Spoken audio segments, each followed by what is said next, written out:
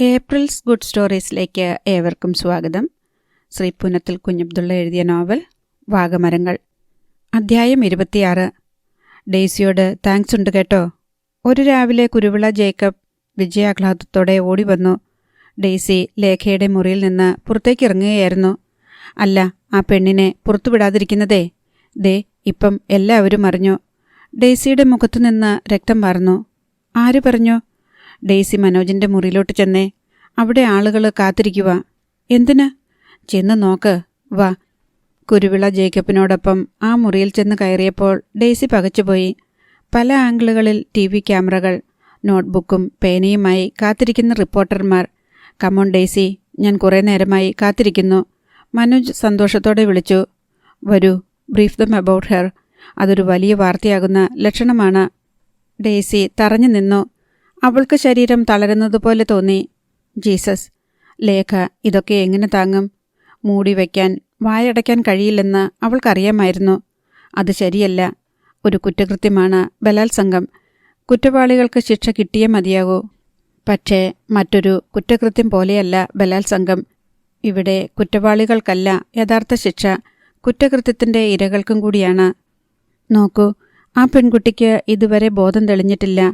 അവൾക്ക് ഇക്കാര്യത്തിൽ പറയാനുള്ളതെന്തെന്ന് അറിയില്ല. അവൾ പറഞ്ഞു.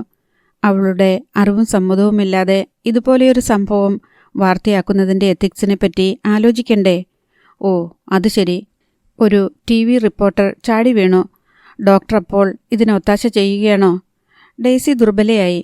എങ്ങനെയാണ് ഈ ഘട്ടത്തെ തരണം ചെയ്യുക? നാളെ ലേഖ ഉണർന്നു വന്ന് എന്നോടിങ്ങനെ ചെയ്തത് എന്തിനാണെന്ന് ചോദിച്ചാൽ? ഇതൊരു വലിയ സംഭവമാണ്. ചിലപ്പോൾ ഈ മന്ത്രിസഭ താഴെ പോകും. അതോർത്തോണ്ട് വേണം ഡോക്ടർ സംസാരിക്കാൻ. ഒരു പത്രലേഖകൻ പറഞ്ഞു. പേരും മറ്റ് ഡീറ്റെയിൽസും ഞങ്ങൾ കൊടുക്കുന്നില്ല. സംഭവം എന്താണെന്ന് പറഞ്ഞു തന്നാൽ മതി. മറ്റൊരാൾ പറഞ്ഞു. ഡെയ്സി ഒന്ന് വന്നേ. കുരുവിള അവളെ വിളിച്ചു. ഡെയ്സി പുറത്തേക്ക് ചെന്നു. അതെ, ഇങ്ങനെ തൊട്ടതിനും പിടിച്ചതിനുമൊന്നും ഡെയ്സി ആദർശവും പറഞ്ഞുകൊണ്ട് നിൽക്കരുത്. നമുക്കൊരു 4 കാശ് കിട്ടുന്നതിന് പാര വയ്ക്കരുത്. ഡെയ്സിക്ക് ദേഷ്യം വന്നു. ഞാൻ എന്തു പാര വെച്ചു എന്നാണ് പറയുന്നത്? ഇതിപ്പം വാർത്തയായാൽ നമുക്ക് നല്ലതാ. നാട്ടുകാരൊക്കെ നമ്മുടെ ആശുപത്രിയുടെ പേര് കേൾക്കും. ഇനിയിപ്പം രാഷ്ട്രീയക്കാരൊക്കെ കയറിയിറങ്ങും, പത്രസമ്മേളനം നടത്തും. നല്ല പരസ്യമല്ലയോ നമുക്ക്? കുരുവിളയുടെ കണ്ണുകളിൽ അത്യാഗ്രഹം തിളങ്ങി. ഡെയ്സിക്ക് വെറുപ്പ് തോന്നി. ഒരു പെണ്ണിൻ്റെ ജീവിതം വിറ്റിട്ട് വേണോ കുരുവിള സാറിന് ലാഭമുണ്ടാക്കാൻ? ഓ പിന്നെ, ജീവിതം. എവളൊക്കെ അത്ര പുണ്യാളത്തികളൊന്നുമല്ലെന്നേ. എന്തേലും കാര്യം കാണും.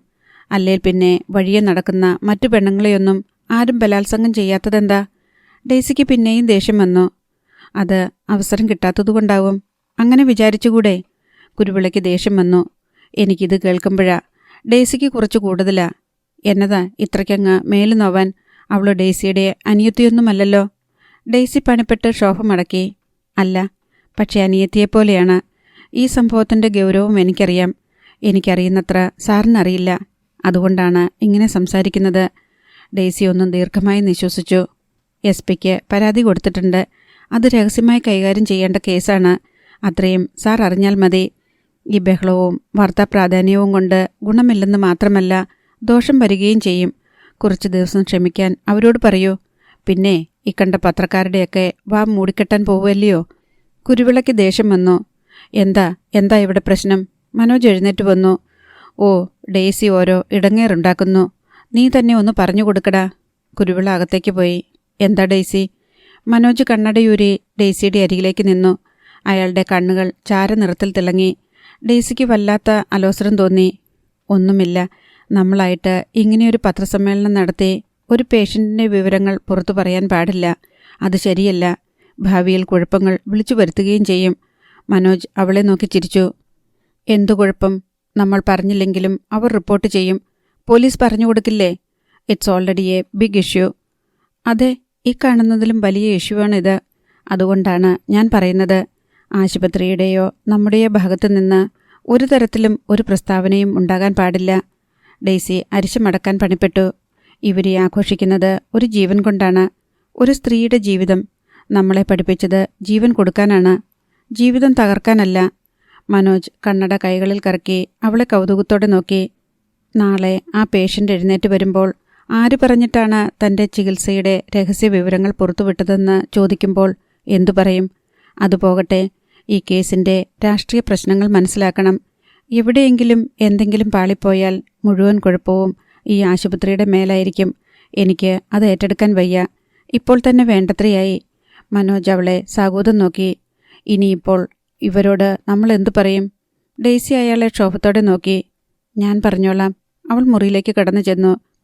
എക്സ്ക്യൂസ് മീ, ഈ സംഭവത്തെക്കുറിച്ച് കൂടുതൽ വിവരങ്ങൾ വെളിപ്പെടുത്തരുതെന്ന് SP-യുടെ പ്രത്യേക നിർദ്ദേശമുണ്ട്. എന്ത് കാര്യം അറിയണമെങ്കിലും അദ്ദേഹത്തോടോ പോലീസിനോടോ അന്വേഷിക്കണം. അവൾ ഒറ്റ ശ്വാസത്തിൽ പറഞ്ഞു. രോഗിയുടെ ഇപ്പോഴത്തെ ആരോഗ്യനില എങ്ങനെയുണ്ട്? ഒരു റിപ്പോർട്ടർ ചോദിച്ചു. ഒന്നും പറയാറായിട്ടില്ല. സെഡേഷനിലാണ്.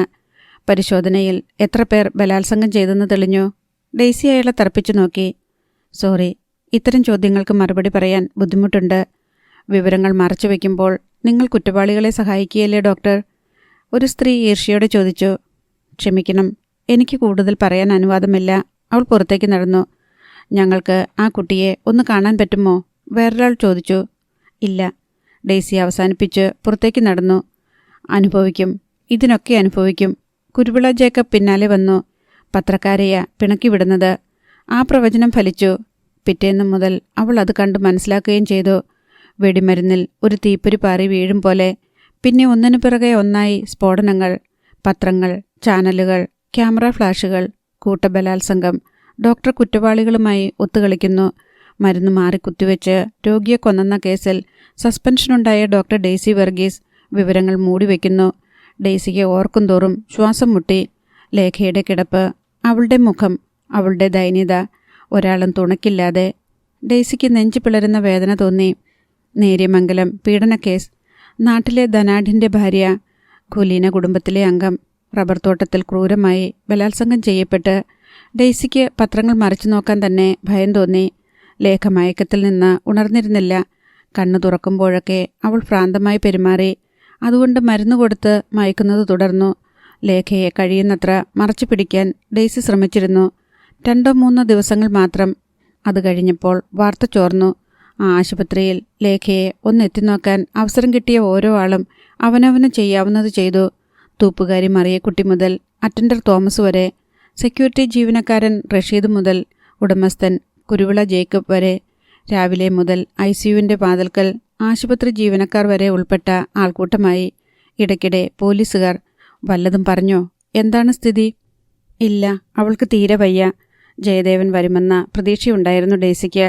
വന്നാൽ പ്രശ്നങ്ങൾക്ക് ഒരു പരിഹാരമുണ്ടാകുമെന്ന പ്രതീക്ഷ.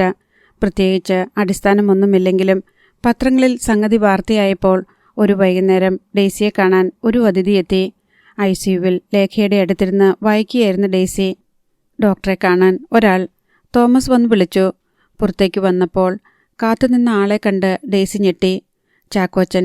പട്ടിൻ്റെ തിളങ്ങുന്ന ഷർട്ട്, കസവുമുണ്ട്, സ്വർണ്ണക്കണ്ണട, ദൂരെ നിന്ന് ഉയരുന്ന വിദേശ പെർഫ്യൂം. ഡോക്ടറോട് ഒരു കാര്യം പറയാനാ ഞാൻ വന്നത്, നേരിട്ട് വന്നത്. ഡെയ്സിയെ നോക്കി അയാൾ ചിരിച്ചു. ഈ പ്രശ്നത്തിൽ എനിക്ക് ഡോക്ടറുടെ സഹായം വേണം. കാശ് എത്ര വേണമെങ്കിലും ഇറക്കാം. സഹായിക്കണം. ഡെയ്സിക്ക് ക്ഷോഭം തോന്നി. കൊല്ലാനോ? അതെ. അയാളുടെ സ്വരം ശാന്തമായിരുന്നു. തീർത്തു തരണം. ഡെയ്സി ചിരിച്ചു. ജീവൻ നിലനിർത്താനുള്ള വഴികളെ ഞാൻ പഠിച്ചിട്ടുള്ളൂ. അവസാനിപ്പിക്കാൻ പഠിച്ചിട്ടില്ല. അതിന് കോഴ്സും ഡിഗ്രിയും വേണ്ട. ഡോക്ടറുടെ അനുവാദവും വേണ്ട. അയാളുടെ മുഖത്ത് ഒരു വല്ലാത്ത ക്രൗര്യം തിളങ്ങി. ഇതിപ്പോൾ അവൾക്കെന്ത് സംഭവിച്ചാലും ഈ തക്കത്തിനാണെങ്കിൽ അതങ്ങ് തീരും. അല്ലെങ്കിൽ. അയാളുടെ സ്വരം കുറച്ചുകൂടി പതിഞ്ഞു. ഇതൊക്കെ ആർക്കും സംഭവിക്കാവുന്നതേയുള്ളൂ. അത് ഓർമ്മിപ്പിക്കുന്നു. ഞാൻ പോകട്ടെ. അയാൾ പോകാൻ തുടങ്ങിയിട്ട് തിരിഞ്ഞു നിന്നു. നാളെ എൻ്റെ ഒരാൾ കാണാൻ വരും. പൈസയുടെ കണക്കും മറ്റു കാര്യങ്ങളും അയാൾ പറയും. ഡോക്ടറായിട്ട് ഇടങ്കേടുണ്ടാക്കരുത്. ഡെയ്സി കേട്ടത് വിശ്വസിക്കാൻ കഴിയാതെ നിന്നുപോയി. തിരികെ ICUവിലേക്ക് നടക്കുമ്പോൾ ചുവടുകൾക്ക് ഭാരക്കൂടുതൽ തോന്നി. ലേഖ മയക്കത്തിലായിരുന്നു. ഒരു മാലാഖയുടെ മുഖം. ഡെയ്സിയുടെ കണ്ണുകൾ അറിയാതെ നിറഞ്ഞു. പാവം, എത്ര മുറിവുകൾ ശരീരത്തിൽ, മനസ്സിൽ. ഇവൾ എങ്ങനെ ജീവിക്കേണ്ടവളായിരുന്നു? ഭർത്താവിൻ്റെ സ്നേഹം അനുഭവിച്ച് കുഞ്ഞുങ്ങളും കുടുംബവും ചെറിയ പിണക്കങ്ങളും വലിയ സന്തോഷങ്ങളുമായി. ഡെയ്സിക്ക് സഹതാപം തോന്നി. അല്പം മുൻപ് അവളുടെ പുരുഷൻ വന്നത് അവളെ മരിച്ചു കാണാൻ ആഗ്രഹിച്ചുകൊണ്ടാണ്. ഡെയ്സിക്ക് വല്ലാത്ത ഉത്കണ്ഠയും ഭയവും തോന്നി. ജീസസ്, എങ്ങനെയാണ് ഈ വൈതരണി മറികടക്കുക? എങ്ങനെയാണ് ഈ പാവത്തെ രക്ഷിക്കുക? പതിവ് പോലെ ചിന്ത ജയദേവനിൽ ചെന്നെത്തി. ജയദേവൻ എത്തിയിരുന്നെങ്കിൽ അതൊരു ധൈര്യമായിരുന്നു. ജയദേവനെക്കുറിച്ചുള്ള ഓർമ്മ.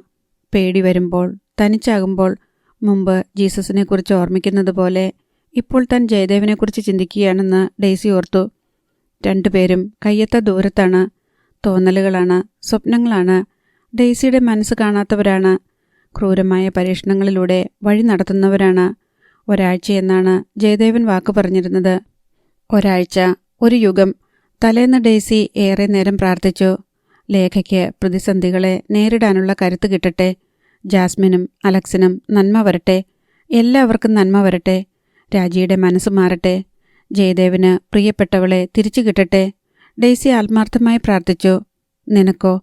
ചുവരിൽ കുരിശിൽ തൂങ്ങിക്കിടന്ന ജീസസ് കരുണയോടെ ചോദിച്ചു. നിനക്കെന്തു വേണം? ഡെയ്സിയുടെ ഹൃദയം പടപടാ മിടിച്ചു. കണ്ണീര്. അവൾ വിചാരിച്ചു. തിരിച്ചറിയപ്പെടാത്തതും തിരിച്ചു കിട്ടാത്തതുമായ സ്നേഹത്തിന്റെ കണ്ണീര്. ഡെയ്സിയുടെ കണ്ണുകളിലൂടെ ജീസസിന്റെ അനുഗ്രഹമായി കണ്ണീർ ധാരധാരയായി ഒഴുകി.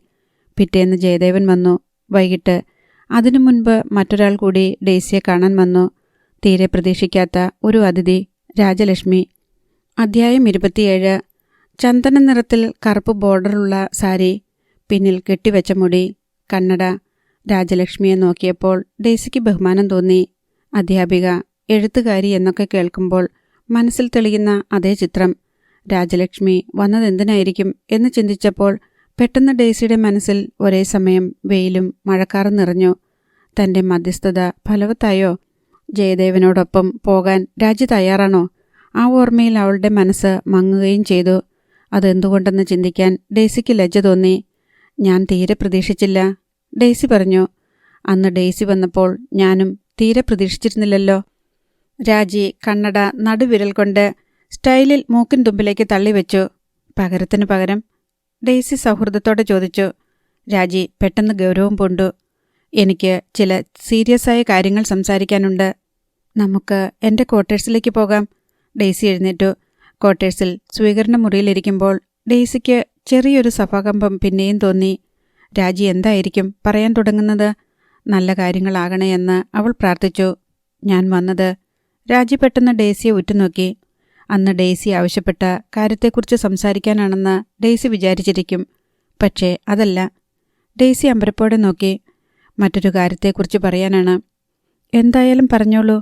ഡെയ്സി ചിരിക്കാൻ ശ്രമിച്ചു. രാജലക്ഷ്മി ബാഗ് തുറന്ന് ഒരു പ്ലാസ്റ്റിക് പൊതി പുറത്തെടുത്തു. ഡെയ്സിക്ക് അതെന്താണെന്ന് മനസ്സിലായില്ല. എന്നെ കാണാൻ ഡെയ്സി ഒരു മെസ്സഞ്ചറായി വന്നു. അതുപോലെ ഞാനും ഒരു മെസ്സഞ്ചറായിട്ടാണ് വന്നിരിക്കുന്നത്. രാജി പൊതി നീട്ടി. ഇത് വാങ്ങൂ. ഡെയ്സി അത് വാങ്ങിയില്ല. എന്താ ഇത്? രാജി പൊതി ടീപ്പോയിന്മേൽ വെച്ചു. പണം. പണമാണ്. ആയിരിക്കണം.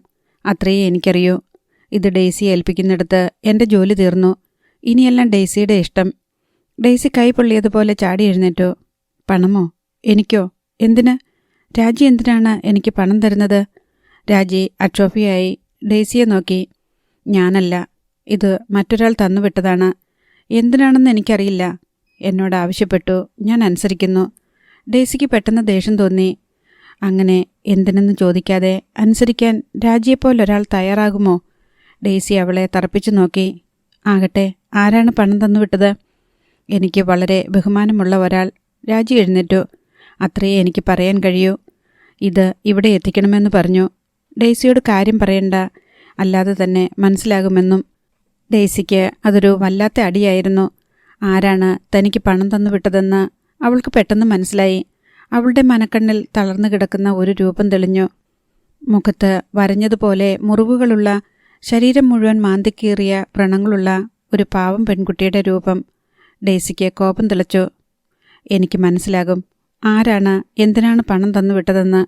മനസ്സിലാകാത്തത് രാജിയുടെ കയ്യിൽ അത് തന്നുവിട്ടതാണ്. രാജി അതും വാങ്ങി ഇവിടെ വന്നതാണ്. ഡെയ്സി അല്പം കിതച്ചു. ജയദേവൻ എന്ന മനുഷ്യനോട് എനിക്ക് വലിയ ബഹുമാനമാണ്. അയാൾ സ്നേഹിക്കുന്ന സ്ത്രീയെയും ഞാൻ ബഹുമാനിക്കാൻ ആഗ്രഹിക്കുന്നു. പക്ഷേ ഇപ്പോൾ ഡെയ്സിയുടെ സ്വരമിടറി. ഇതുപോലെ ഒരു ദൗത്യവുമായി ജയദേവന്റെ ഭാര്യ ഇവിടെ വരുമെന്ന് ഞാൻ തീരെ പ്രതീക്ഷിച്ചില്ല. രാജി അവളെ സഹതാപത്തോടെ നോക്കി. വളരെ മൃദുവായി ചിരിച്ചു.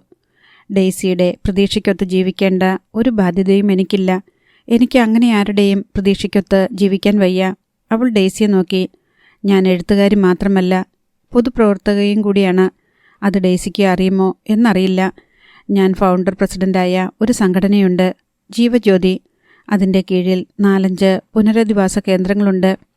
ഡെയ്സി ശ്രദ്ധയോടെ കേട്ടു. മനോരോഗികൾക്കായി ഒരു കേന്ദ്രം കോട്ടയത്ത്, അനാഥ കുട്ടികൾക്കായി ഒരെണ്ണം കൊല്ലത്ത്, വികലാംഗരായ കുട്ടികൾക്കും വൃദ്ധജനങ്ങൾക്കും വേണ്ടി ഓരോന്നു വീതം തിരുവനന്തപുരത്ത്. രാജിയുടെ സ്വരത്തിൽ അഭിമാനം കലർന്നു. വർഷങ്ങളായി ഇവയ്ക്ക് സഹായം നൽകുന്ന ഒരുപാട് നല്ല മനുഷ്യരുണ്ട്. അവരിൽ ഒരാളുടെ ശുപാർശ ഞാൻ കേട്ടെന്നേയുള്ളൂ. ഡെയ്സിയുടെ മുഖം വീണ്ടും ഇരുന്നു. ചാക്കോച്ചനാണോ രാജിയുടെ നല്ല മനുഷ്യരിൽ ഒരാൾ? രാജി ചിരിച്ചു. ഡെയ്സി എന്തിനാണ് വെറുതെ അരിശം കൊള്ളുന്നത്? ആരോ ആകട്ടെ എനിക്കൊന്നുമില്ല. പക്ഷേ രാജി, ചാക്കോച്ചനാണ് ആ നല്ല മനുഷ്യനെങ്കിൽ സൂക്ഷിക്കണം. അയാളുടെ ഭാര്യയാണ് ഇപ്പോൾ പത്രങ്ങളിൽ പ്രധാന വാർത്താവിഭവം. റബ്ബർ തോട്ടത്തിൽ ക്രൂരമായി ബലാത്സംഗം ചെയ്യപ്പെട്ട നിലയിൽ ആ പെൺകുട്ടിയെ കണ്ടെത്തിയിട്ട് ഇപ്പോൾ ദിവസം കുറേയായി. അവളെ അയാൾ തിരിഞ്ഞു നോക്കിയിട്ടില്ല. പക്ഷേ ഇവിടെ വന്നു, എന്നെ കണ്ടു. അവളെ കൊല്ലണമെന്നും അതിനാവശ്യമായ പണം ഒരാളുടെ കയ്യിൽ കൊടുത്തയക്കുമെന്നും പറഞ്ഞു. അത് രാജിയാകുമെന്ന് ഞാൻ വിചാരിച്ചില്ല. ഒരാളെ കൊല്ലാൻ കൈക്കൂലിയുമായി രാജിക്ക് വരാൻ കഴിയുമെന്നും ഞാൻ കരുതിയില്ല. രാജി തുറന്നു ചിരിച്ചു. ഞാൻ പറഞ്ഞല്ലോ, ഡെയ്സി ജയദേവന് ചേരും. നിങ്ങൾ രണ്ടുപേരും ഒരേ തരക്കാരാണ്, സെൻറ്റിമെൻ്റലിസ്റ്റുകൾ. രാജി കണ്ണട വീണ്ടും മൂക്കിൻ തുമ്പിലേക്ക് തള്ളിവെച്ചു. ഇത് കൊല്ലാനാണോ വളർത്താനാണോ എന്നെനിക്കറിയില്ല. എനിക്കറിയുകയും വേണ്ട. എനിക്ക് വേണ്ടപ്പെട്ട ഒരാൾ, അയാൾക്ക് ഒരു സഹായം ഞാൻ ചെയ്തു കൊടുക്കുന്നു, അത്ര തന്നെ. രാജി എഴുന്നേറ്റു. എനിക്ക് ഇത് വേണ്ട രാജി, തിരിച്ചെടുക്കണം, ഡെയ്സി പറഞ്ഞു. പറ്റില്ല ഡെയ്സി. ഡെയ്സിയുടെ മുഖം മാറി. രാജി, അവൾ സാവകാശം വിളിച്ചു. അതുവരെ ഇല്ലാത്ത ഒരു ഉറപ്പ് ഡെയ്സിയുടെ സ്വരത്തിൽ മുഴങ്ങി. ആ പണം എടുക്കൂ. രാജി തിരിഞ്ഞ് ഡെയ്സിയെ പഠിക്കുന്നത് പോലെ നോക്കി. ഡെയ്സിയുടെ കണ്ണുകളിലേക്ക് രാജി കുറച്ചുനേരം ഉറ്റുനോക്കി. പിന്നെ ഒരക്ഷരം പോലും പറയാതെ പണം എടുത്ത് ബാഗിൽ വെച്ചു. സാവകാശം ചിരിക്കാൻ ശ്രമിച്ചു. യാത്ര പറയാതെ രാജി പുറത്തേക്ക് നടക്കുമ്പോൾ അവൾക്ക് പെട്ടെന്ന് ജയദേവൻ്റെ മുഖം, കണ്ണുകൾ ഓർമ്മ വന്നു. ജയദേവൻ്റെ പ്രിയപ്പെട്ടവളെ താൻ അപമാനിച്ചോ എന്ന് ഡെയ്സിക്ക് സംശയം തോന്നി. രാജി എന്ന പേരുച്ചരിക്കുമ്പോൾ അയാളുടെ സ്വരത്തിലുണ്ടാകുന്ന വ്യതിയാനങ്ങൾ അവൾ ഓർത്തു. രാജിയെക്കുറിച്ച് പറഞ്ഞപ്പോൾ ജയദേവൻ്റെ മുഖത്ത് കണ്ട ഉത്കടമായ സ്നേഹം അവൾ ഓർത്തു. രാജി, ഡെയ്സി ക്ഷമാപണ സ്വരത്തിൽ പറഞ്ഞു. ജയദേവൻ ഇന്ന് വരും. രാജി തിരിഞ്ഞു നിന്നു. അവളുടെ മുഖത്ത് ഒരു പരിഹാസച്ചിരി വിടർന്നു. ഡെയ്സിക്ക് വല്ലാത്ത തിക്കുമുട്ടൽ അനുഭവപ്പെട്ടു. വിളിക്കുമ്പോഴൊക്കെ ജയദേവൻ രാജിയുടെ കാര്യം അന്വേഷിക്കും. വാസ്തവത്തിൽ വിഷമം തോന്നുന്നു. ഒരാൾ ഇത്രയേറെ സ്നേഹിക്കുമ്പോഴും രാജിയെപ്പോലെ ഒരു സ്ത്രീക്ക് എങ്ങനെ അത് മനസ്സിലാക്കാതെ? ഡെയ്സിക്ക് പെട്ടെന്ന് വാക്കുകൾ നഷ്ടപ്പെട്ടു. രാജി അവളെ ഉറ്റുനോക്കി അല്പനിമിഷങ്ങൾ നിന്നു. ജയദേവൻ ഒരു പാവമാണ്. രാജിയുടെ സ്വരം ഹൃദയത്തിൻ്റെ അഗാധതയിൽ നിന്ന് ഉയർന്നു വരുന്നത് പോലെ തോന്നി. പക്ഷേ അതിന് കല്ലിച്ച പാവമായിരുന്നു. ഡെയ്സിക്ക് ജയദേവനെ ഓർത്ത് ഉത്കണ്ഠയോ കരുണയോ തോന്നി. ഒരമ്മയുടെ ഉത്കണ്ഠ, ഒരമ്മയുടെ കാരുണ്യം. ജീസസ്, ജയദേവൻ്റെ ജീവിതത്തിലെ ഏറ്റവും തീക്ഷ്ണമായ ആഗ്രഹം, രാജിയോടൊപ്പമുള്ള ജീവിതം. എങ്ങനെയെങ്കിലും അത് സാധിച്ചിരുന്നെങ്കിൽ എന്ന് ഡെയ്സി പ്രാർത്ഥിച്ചു. രാജി അവളെ നോക്കി പിന്നെയും ചിരിച്ചു. അയാൾക്ക് എന്നെ അറിയില്ല, മനസ്സിലാകില്ല. പരസ്പരം തുറന്നു സംസാരിച്ചാൽ തീരാത്ത പ്രശ്നങ്ങളുണ്ടോ? ഡെയ്സിയുടെ സ്വരത്തിൽ ഒരു യാചന കലർന്നു. പ്ലീസ് രാജി. രാജി തിരിഞ്ഞു നിന്ന് അവളെ കൗതുകത്തോടെ നോക്കി. ഡെയ്സി ഒരു രസമുള്ള കഥാപാത്രമാണ്. ആരുമല്ലാത്ത ഒരാൾക്കു വേണ്ടി. അവൾ പെട്ടെന്ന് തിരിഞ്ഞു നിന്നു. അത്രയ്ക്ക് സ്നേഹമാണോ ജയദേവനോട്? എനിക്കോ? ഡെയ്സിയുടെ മുഖം ചുവന്നു. ഞാൻ ഒരു നല്ല സുഹൃത്തു മാത്രമാണ്. രാജി ചിരിച്ചു. അങ്ങനെ നിർബന്ധം പിടിക്കണമെന്നില്ല. അവൾ പടിയിറങ്ങി തിരിഞ്ഞു നോക്കാതെ നടന്നുപോയി. ഡെയ്സിക്ക് ഒരേ സമയം അവളോട് ഇഷ്ടവും ഇഷ്ടക്കേടും തോന്നി. ജയദേവനോട് സഹതാപവും അരിശവും തോന്നി. വൈകിട്ട് ജയദേവനെ കണ്ടപ്പോൾ ഡെയ്സിക്ക് അയാളുടെ മുഖത്ത് നോക്കാൻ തന്നെ പ്രയാസം തോന്നി. ജയദേവൻ ഉല്ലാസവാനായിരുന്നു. മുടി പറ്റെ വെട്ടിയിരുന്നു. താടി വെട്ടി ചെറുതാക്കിയിരുന്നു. മുഖത്ത് ക്ഷീണം കണ്ടില്ല. വെള്ള ഷർട്ടിലും കറുത്ത ജീൻസിലും അയാൾക്ക് കുറച്ചുകൂടി നിറം വെച്ചതുപോലെ തോന്നി. നടക്കുമ്പോൾ ലേശം ആയാസം പെട്ടെന്ന് തിരിച്ചറിയാമായിരുന്നു. വാർഡിലെ റൗണ്ട്സ് കഴിഞ്ഞ് മുറിയിലേക്ക് തിരിച്ചു വരുമ്പോഴാണ് ജയദേവൻ റിസപ്ഷനിൽ നിന്ന് നടന്നു വരുന്നത് കണ്ടത്. ഡെയ്സിയെ കണ്ടതും അയാൾ അല്പം വേഗത്തിൽ നടന്നു. കുറച്ചൊന്ന് മുന്നോട്ട് ആഞ്ഞുപോയി. പതുക്കെ. ഡെയ്സി ഉത്കണ്ഠയോടെ പറഞ്ഞു. ഇത്രയ്ക്ക് ഓടി നടക്കാനൊന്നും സമയമായിട്ടില്ല. സമയമായില്ല പോലും. ജയദേവൻ അവളുടെ മുന്നിൽ വന്ന് കിതപ്പോടെ മൂളിപ്പാടി. മതി. ഡെയ്സിയുടെ മുഖം ചുവന്നു. ചില ആളുകൾ നന്നാവില്ല. ഒരിക്കലും നന്നാവില്ല. വളരെ ശരി. ജയദേവൻ ചിരിച്ചു. ഡെയ്സിയും ചിരിച്ചു. അവളുടെ മുറിയിൽ ചെന്ന് കസേര വലിച്ചിട്ട് ഇരുന്ന പാടെ ജയദേവൻ പറഞ്ഞു, അപ്പോൾ സമയം കളയാതെ വേഗം തുടങ്ങൂ. അടുത്ത സസ്പെൻഷൻ, ഡിസ്മിസൽ. പദ്ധതികൾ എവിടെയെത്തി? കൊലപാതകം, ബലാത്സംഗം. ഇനി എന്താണ് അജണ്ടയിലെ അടുത്ത ഇനം? ഡെയ്സിയുടെ മുഖം പാടി. അവൾക്ക് അതുവരെ സമാഹരിച്ചു വച്ചിരുന്ന ശക്തി അത്രയും നഷ്ടപ്പെടുന്നത് പോലെ തോന്നി. കാര്യമായിട്ടാണ് ചോദിച്ചത്. എനിക്ക് ഒന്ന് വ്യക്തമായി പറഞ്ഞു തരൂ ഡെയ്സി. ജയദേവന്റെ സ്വരം ആർദ്രമായി. ഡെയ്സി അയാളുടെ മുഖത്തേക്ക് നോക്കി. അവൾക്ക് ഒരു സമാധാനം തോന്നി. ഒരു സുഹൃത്തിൻ്റെ മുഖം, സൗഹൃദവും അനുതാപവും നിറഞ്ഞ കണ്ണുകൾ. ഡെയ്സിക്ക് കണ്ണുകൾ നിറഞ്ഞു. ഒന്ന് കരയണമെന്ന് അവൾക്ക് തോന്നി.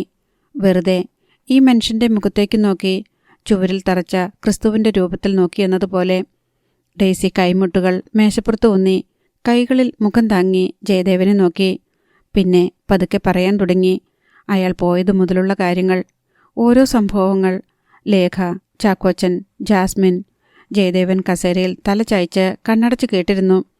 ചാക്കോച്ചൻ കാണാൻ വരുന്നതുവരെയേ ഡെയ്സി പറഞ്ഞുള്ളൂ. എന്നിട്ട് അയാൾ പണം കൊടുത്തയച്ചോ? മെസ്സഞ്ചറെ അയച്ചോ? ജയദേവൻ ഉണർന്നിരുന്ന് ചോദിച്ചു. ഡെയ്സിക്ക് പെട്ടെന്ന് ശ്വാസമുട്ടൽ അനുഭവപ്പെട്ടു. ജീസസ്, അതെങ്ങനെ പറയും?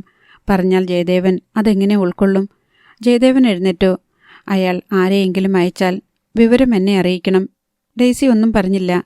പോകാൻ തിരിഞ്ഞിട്ട് ജയദേവൻ പെട്ടെന്ന് തിരിഞ്ഞു നിന്നു. അയാൾ എന്തോ ചോദിക്കാൻ വെമ്പുന്നതുപോലെ ഡെയ്സിക്ക് തോന്നി. അതെന്താണെന്ന് അവൾക്ക് മനസ്സിലാകുകയും ചെയ്തു. ഡെയ്സി, ഓണത്തിനിടയിൽ പൂട്ടുകച്ചവടം എന്ന് കരുതരുത്. എൻ്റെ ഒരു ആൻസൈറ്റി കൊണ്ട് ചോദിക്കുകയാണ്. ജയദേവൻ വാക്കുകൾക്കായി പരതി. ഡെയ്സിക്ക് അയാളുടെ മുഖം കണ്ടപ്പോൾ വാത്സല്യം തോന്നി. വേദന അടക്കിപ്പിടിക്കാൻ ശ്രമിക്കുന്ന രാജിയെക്കുറിച്ചല്ലേ? ഡെയ്സി കാരുണ്യത്തോടെ ചോദിച്ചു. ഞാൻ കാണാം. ഈ ബഹളമൊന്നും തീർന്നിട്ട്. ജയദേവൻ അവളെ സ്നേഹത്തോടെ നോക്കി. മതി, എനിക്ക് തിരക്കില്ല. അയാൾ പഴയ വേഗത്തിൽ നടക്കാൻ മുന്നോട്ടാഞ്ഞു. ബാലൻസ് നഷ്ടപ്പെട്ട് അല്പമൊന്നാടി. ഡെയ്സി വേവലാതിയോടെ കൈയെത്തി താങ്ങാൻ ശ്രമിച്ചു. ജയദേവൻ ആ കൈ സ്വീകരിച്ചില്ല. വേഗം കുറച്ച് അയാൾ പുറത്തേക്ക് അല്പം സൂക്ഷിച്ചു നടന്നു. പോകുന്ന പോക്കിൽ നീട്ടിപ്പാടി, ഇടയ കന്യകെ, പോവുക നീ. എന്നിട്ട് അയാൾ തിരിഞ്ഞ് അവളെ നോക്കി കണ്ണിറുക്കി ചിരിച്ചു. ഡെയ്സിക്ക് ചിരിയും കരച്ചിലും വന്നു. സ്നേഹവും സങ്കടവും തോന്നി. അന്ന് രാത്രി ലേഖയുടെ മുറിയിൽ അവൾ ഉറങ്ങുന്നത് നോക്കിയിരിക്കുമ്പോഴും ഡെയ്സി ജയദേവനെ ഓർത്തു. ആ ഓർമ്മയിൽ ഉണരുന്ന സ്നേഹം, സങ്കടം, ചിലപ്പോൾ സ്നേഹത്തിൻ്റെ അരിശം. കസേരയിൽ ചാരിയിരുന്ന് ഡെയ്സി ഉറങ്ങിപ്പോയി. ആരോ തട്ടി വിളിച്ചപ്പോഴാണ് ഉണർന്നത്. കണ്ണു തിരുമ്മി നോക്കിയത് ക്ലോക്കിലേക്കാണ്. മണി 2:30. പിന്നെയാണ് ആരാണ് വിളിച്ചതെന്ന് ശ്രദ്ധിച്ചത്. ഡെയ്സി സ്തംഭിച്ചുപോയി. ലേഖ. ആശുപത്രിയിലെ വെളുത്ത ഗൗൺ അണിഞ്ഞ് മുടി മുകളിൽ കെട്ടിവെച്ച് ലേഖ എഴുന്നേറ്റ് നിൽക്കുകയായിരുന്നു. ലേഖേ. ഡെയ്സി അവിശ്വസനീയതയോടെ ചാടി എഴുന്നേറ്റു. എനിക്ക് കുറച്ച് കാര്യങ്ങൾ പറയാനുണ്ട്, ലേഖ പറഞ്ഞു. ഡെയ്സിക്ക് താൻ സ്വപ്നം കാണുകയാണെന്ന് തോന്നി. ഒരു സ്വപ്നം, ഒരുപക്ഷേ ഒരു ദുസ്വപ്നം. അധ്യായം 28. രാവിലെ വീട്ടിൽ നിന്നിറങ്ങാൻ ജയദേവൻ ധൃതി കാട്ടി. നേരം വെളുക്കട്ടെ അനിയൻ കുഞ്ഞ്. ശ്രീദേവി കുഞ്ഞമ്മ അരിശം പിടിച്ചു.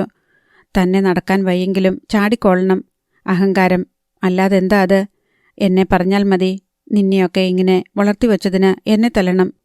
എന്നിട്ട് വേണം എന്നെ തള്ളെ തല്ലിയെന്ന് ജനം കുറ്റം പറയാൻ. ജീൻസിൻ്റെ ബെൽറ്റ് വലിച്ചു മുറുക്കി ബക്കിളിട്ടുകൊണ്ട് ഭക്ഷണം മേശയിലേക്ക് വരികയായിരുന്ന ജയദേവൻ ചിരിച്ചു. പോടാ. ശ്രീദേവി കുഞ്ഞമ്മയ്ക്കും ചിരി വന്നു. അമ്മയെ തല്ലണമെന്ന് അമ്മ പറഞ്ഞത് അനുസരിച്ചതാണ് ഞാനെന്ന് പറഞ്ഞാൽ ആര് വിശ്വസിക്കും? അയാൾ കസേര വലിച്ചിട്ടിരുന്ന മേശപ്പുറത്തെ ഉപ്മാവിൻ്റെ പാത്രം അടുത്തേക്ക് വലിച്ചു. ഹോ, ഉപ്മ. ഇതാണോ കുഞ്ഞമ്മ രാവിലെ മുതൽ ഉണ്ടാക്കി വെച്ചത്? രാവിലത്തെ ഉഷാറ് കണ്ടപ്പോൾ ഞാൻ വിചാരിച്ചു ഏതാണ്ട് ഇടിയപ്പമോ പാലപ്പമോ അരിപ്പത്തിരിയോ മറ്റോ ഉണ്ടാക്കിയെന്ന്. വയസ്സുകാലത്ത് ഞാനിനി ഇടിയപ്പം ഉണ്ടാക്കണം അല്ലേ? എടാ, എനിക്കിനി സേവനാഴി പിടിക്കാനുള്ള ആരോഗ്യമൊന്നുമില്ല. വേണമെങ്കിൽ നീ പോയി ആരോഗ്യമുള്ള ഒരുത്തിയെ കെട്ടിക്കൊണ്ടുവാ. ശ്രീദേവി കുഞ്ഞമ്മ പെട്ടെന്ന് പറഞ്ഞു വന്നത് നിർത്തി. ജയദേവൻ ഒരു മങ്ങിയ ചിരി ചിരിച്ചു. കെട്ടിയതാണല്ലോ, എന്തു ചെയ്യാൻ? ശ്രീദേവി കുഞ്ഞമ്മയുടെ മുഖം വാടി. താൻ ഓർക്കാതെ പറഞ്ഞു പോയത് മകനെ വേദനിപ്പിച്ചുവെന്ന് അവർക്കും തൻ്റെ വാക്കുകൾ അമ്മയെ വേദനിപ്പിച്ചുവെന്ന് ജയദേവനും മനസ്സിലായി. അയാൾ പറഞ്ഞു വന്നത് തമാശയാക്കി പൊട്ടിച്ചിരിച്ചു. സേവനാഴിക്ക് യോഗമില്ലാതെ പോയി. അമ്മയുടെ കണ്ണുകൾ നിറഞ്ഞു. പോടാ, വെറുതെ എൻ്റെ മൂഡ് കളയാതെ അമ്മേ. ജയദേവൻ ഒരു പഴമെടുത്ത് ധൃതിയിൽ ഉപ്മാവ് കുഴച്ചു തുടങ്ങി. പകുതിയായപ്പോൾ ഫോൺ അടിച്ചു. Yes coming. എൻ്റെ പൊന്നു ഡെയ്സി, സോറി, ഞാൻ റെഡിയാകുന്ന തിരക്കിലായിരുന്നു. മാപ്പ് തരൂ. അയാൾ ഫോൺ വെച്ച് വീണ്ടും ഭക്ഷണത്തിലേക്ക് തുടങ്ങി. മാപ്പ് തരൂ. മറക്കാൻ നിനക്ക് മടിയാണെങ്കിൽ. പാട്ട് പകുതിയായപ്പോഴാണ് ജയദേവൻ്റെ നോട്ടം അമ്മയുടെ മുഖത്തേക്ക് പാളിയത്. ശ്രീദേവി കുഞ്ഞമ്മ നെറ്റി ചുളിച്ച് നോക്കുകയായിരുന്നു. ആരാടാ അത്?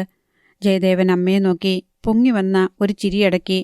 അയാൾ ഗൗരവത്തിൽ ഭക്ഷണം മതിയാക്കി എഴുന്നേറ്റു. കൈ കഴുകി ടവലിൽ തുടച്ച് ടീപ്പോയ്മേൽ കിടന്ന ഷർട്ടെടുത്ത് ധരിച്ചു. എടാ, ചോദിച്ചത് കേട്ടില്ലേ?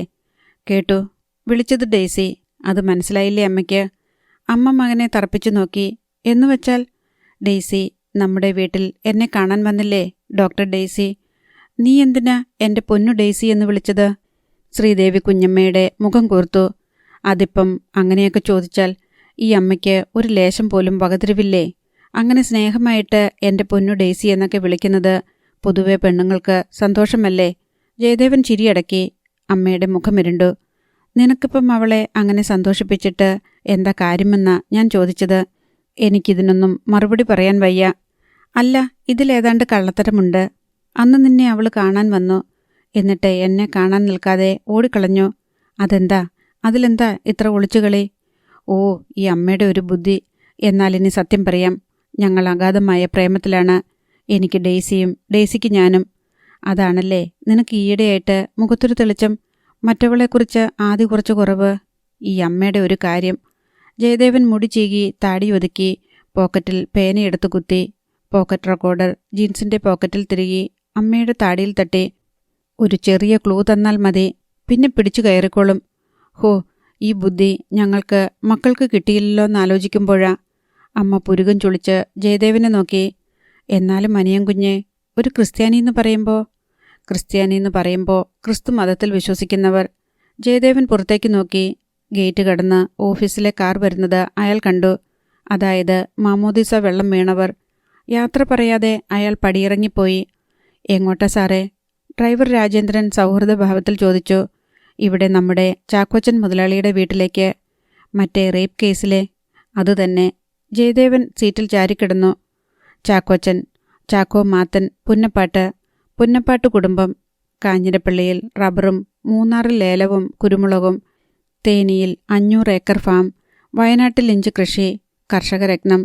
ചാക്കോച്ചൻ്റെ വീട്ടിൽ വിശാലമായ സ്വീകരണ മുറിയിലിരിക്കുമ്പോൾ ജയദേവൻ ചാക്കോച്ചനെ എങ്ങനെ നേരിടണമെന്ന് ആലോചിക്കുകയായിരുന്നു. പത്രലേഖകനെന്ന് വെളിപ്പെടുത്തേണ്ടെന്നാണ് തീരുമാനിച്ചത്. മറ്റെന്തെങ്കിലും പറയാം. പക്ഷേ കസവ് മുണ്ടുടുത്ത് വെളുത്ത വലിയ ടർക്കി ടവൽ കൊണ്ട് ചുമൽ പുതച്ച് ഒരു സിഗരറ്റ് പുകച്ച് ചാക്കോച്ചൻ ഇറങ്ങി വന്ന പാടെ ജയദേവനെ കണ്ടു നിന്നു. Oh, mister Jayadevan, nice to see you back. Jayadevan ലേശം ഞെട്ടുക തന്നെ ചെയ്തു. അയാളുടെ തലച്ചോറിൽ ഒരു വെള്ളിടി മിന്നി. ഫ്രാക്ചർ ഒന്നുമില്ലായിരുന്നു അല്ലയോ? സാധാരണ രീതിക്ക് ആ ഭാഗത്ത് ഒരു ആക്സിഡൻ്റ് എന്ന് പറഞ്ഞാൽ പിന്നെ ആള് പോക്ക. എന്നെ എങ്ങനെ അറിയാം?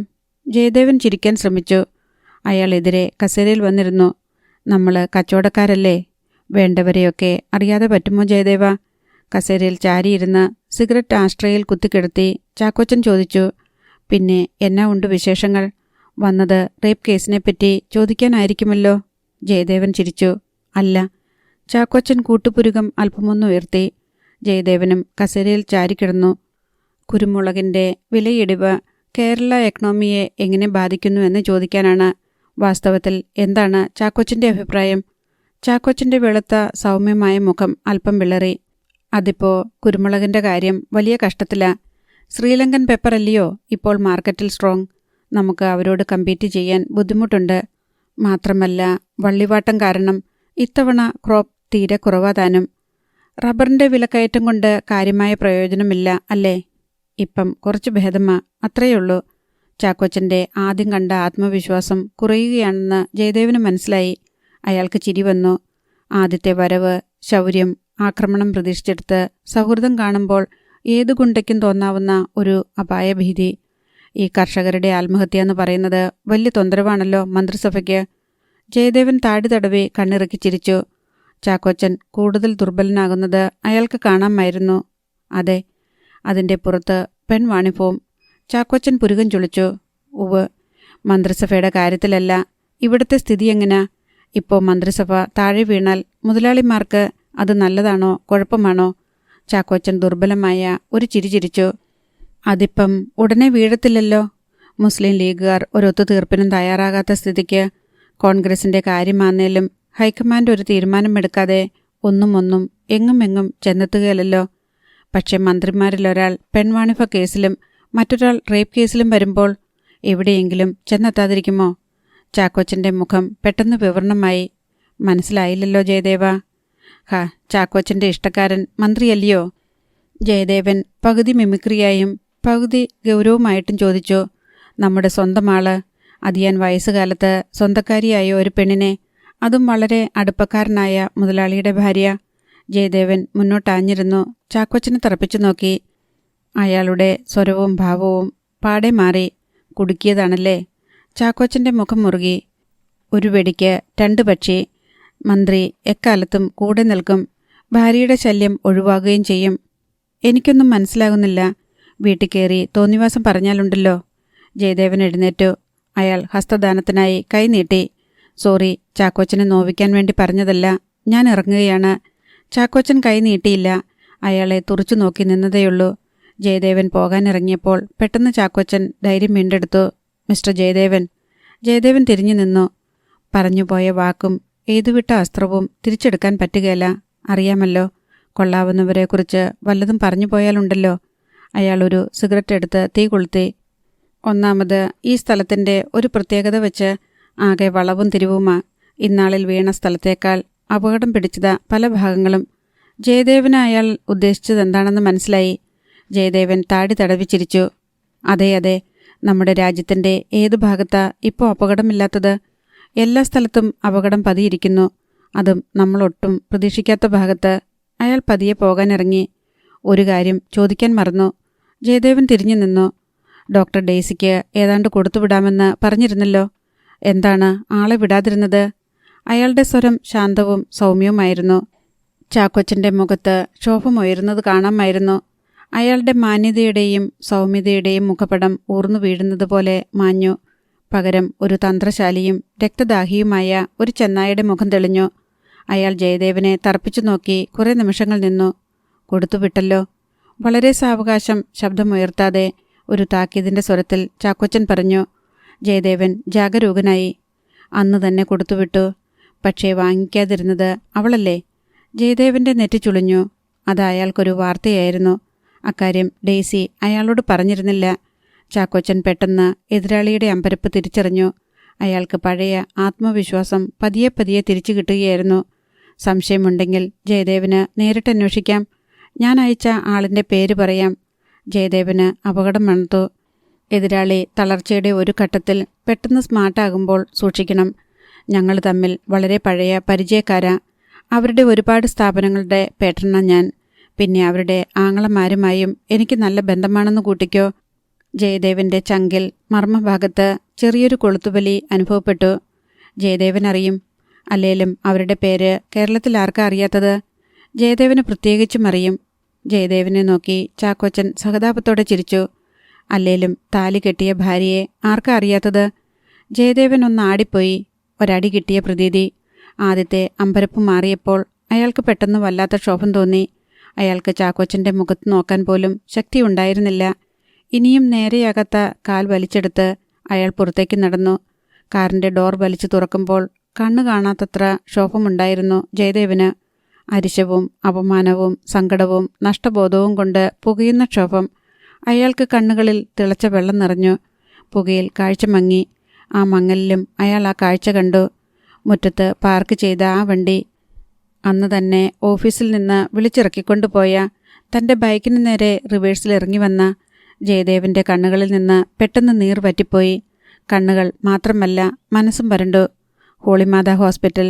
അയാൾ സീറ്റിലിരുന്ന് മന്ത്രിച്ചു. ഡെയ്സി അന്ന് ലീവായിരുന്നു. ലേഖയെ അവൾ ക്വാർട്ടേഴ്സിലേക്ക് കൊണ്ടുവന്നിരുന്നു.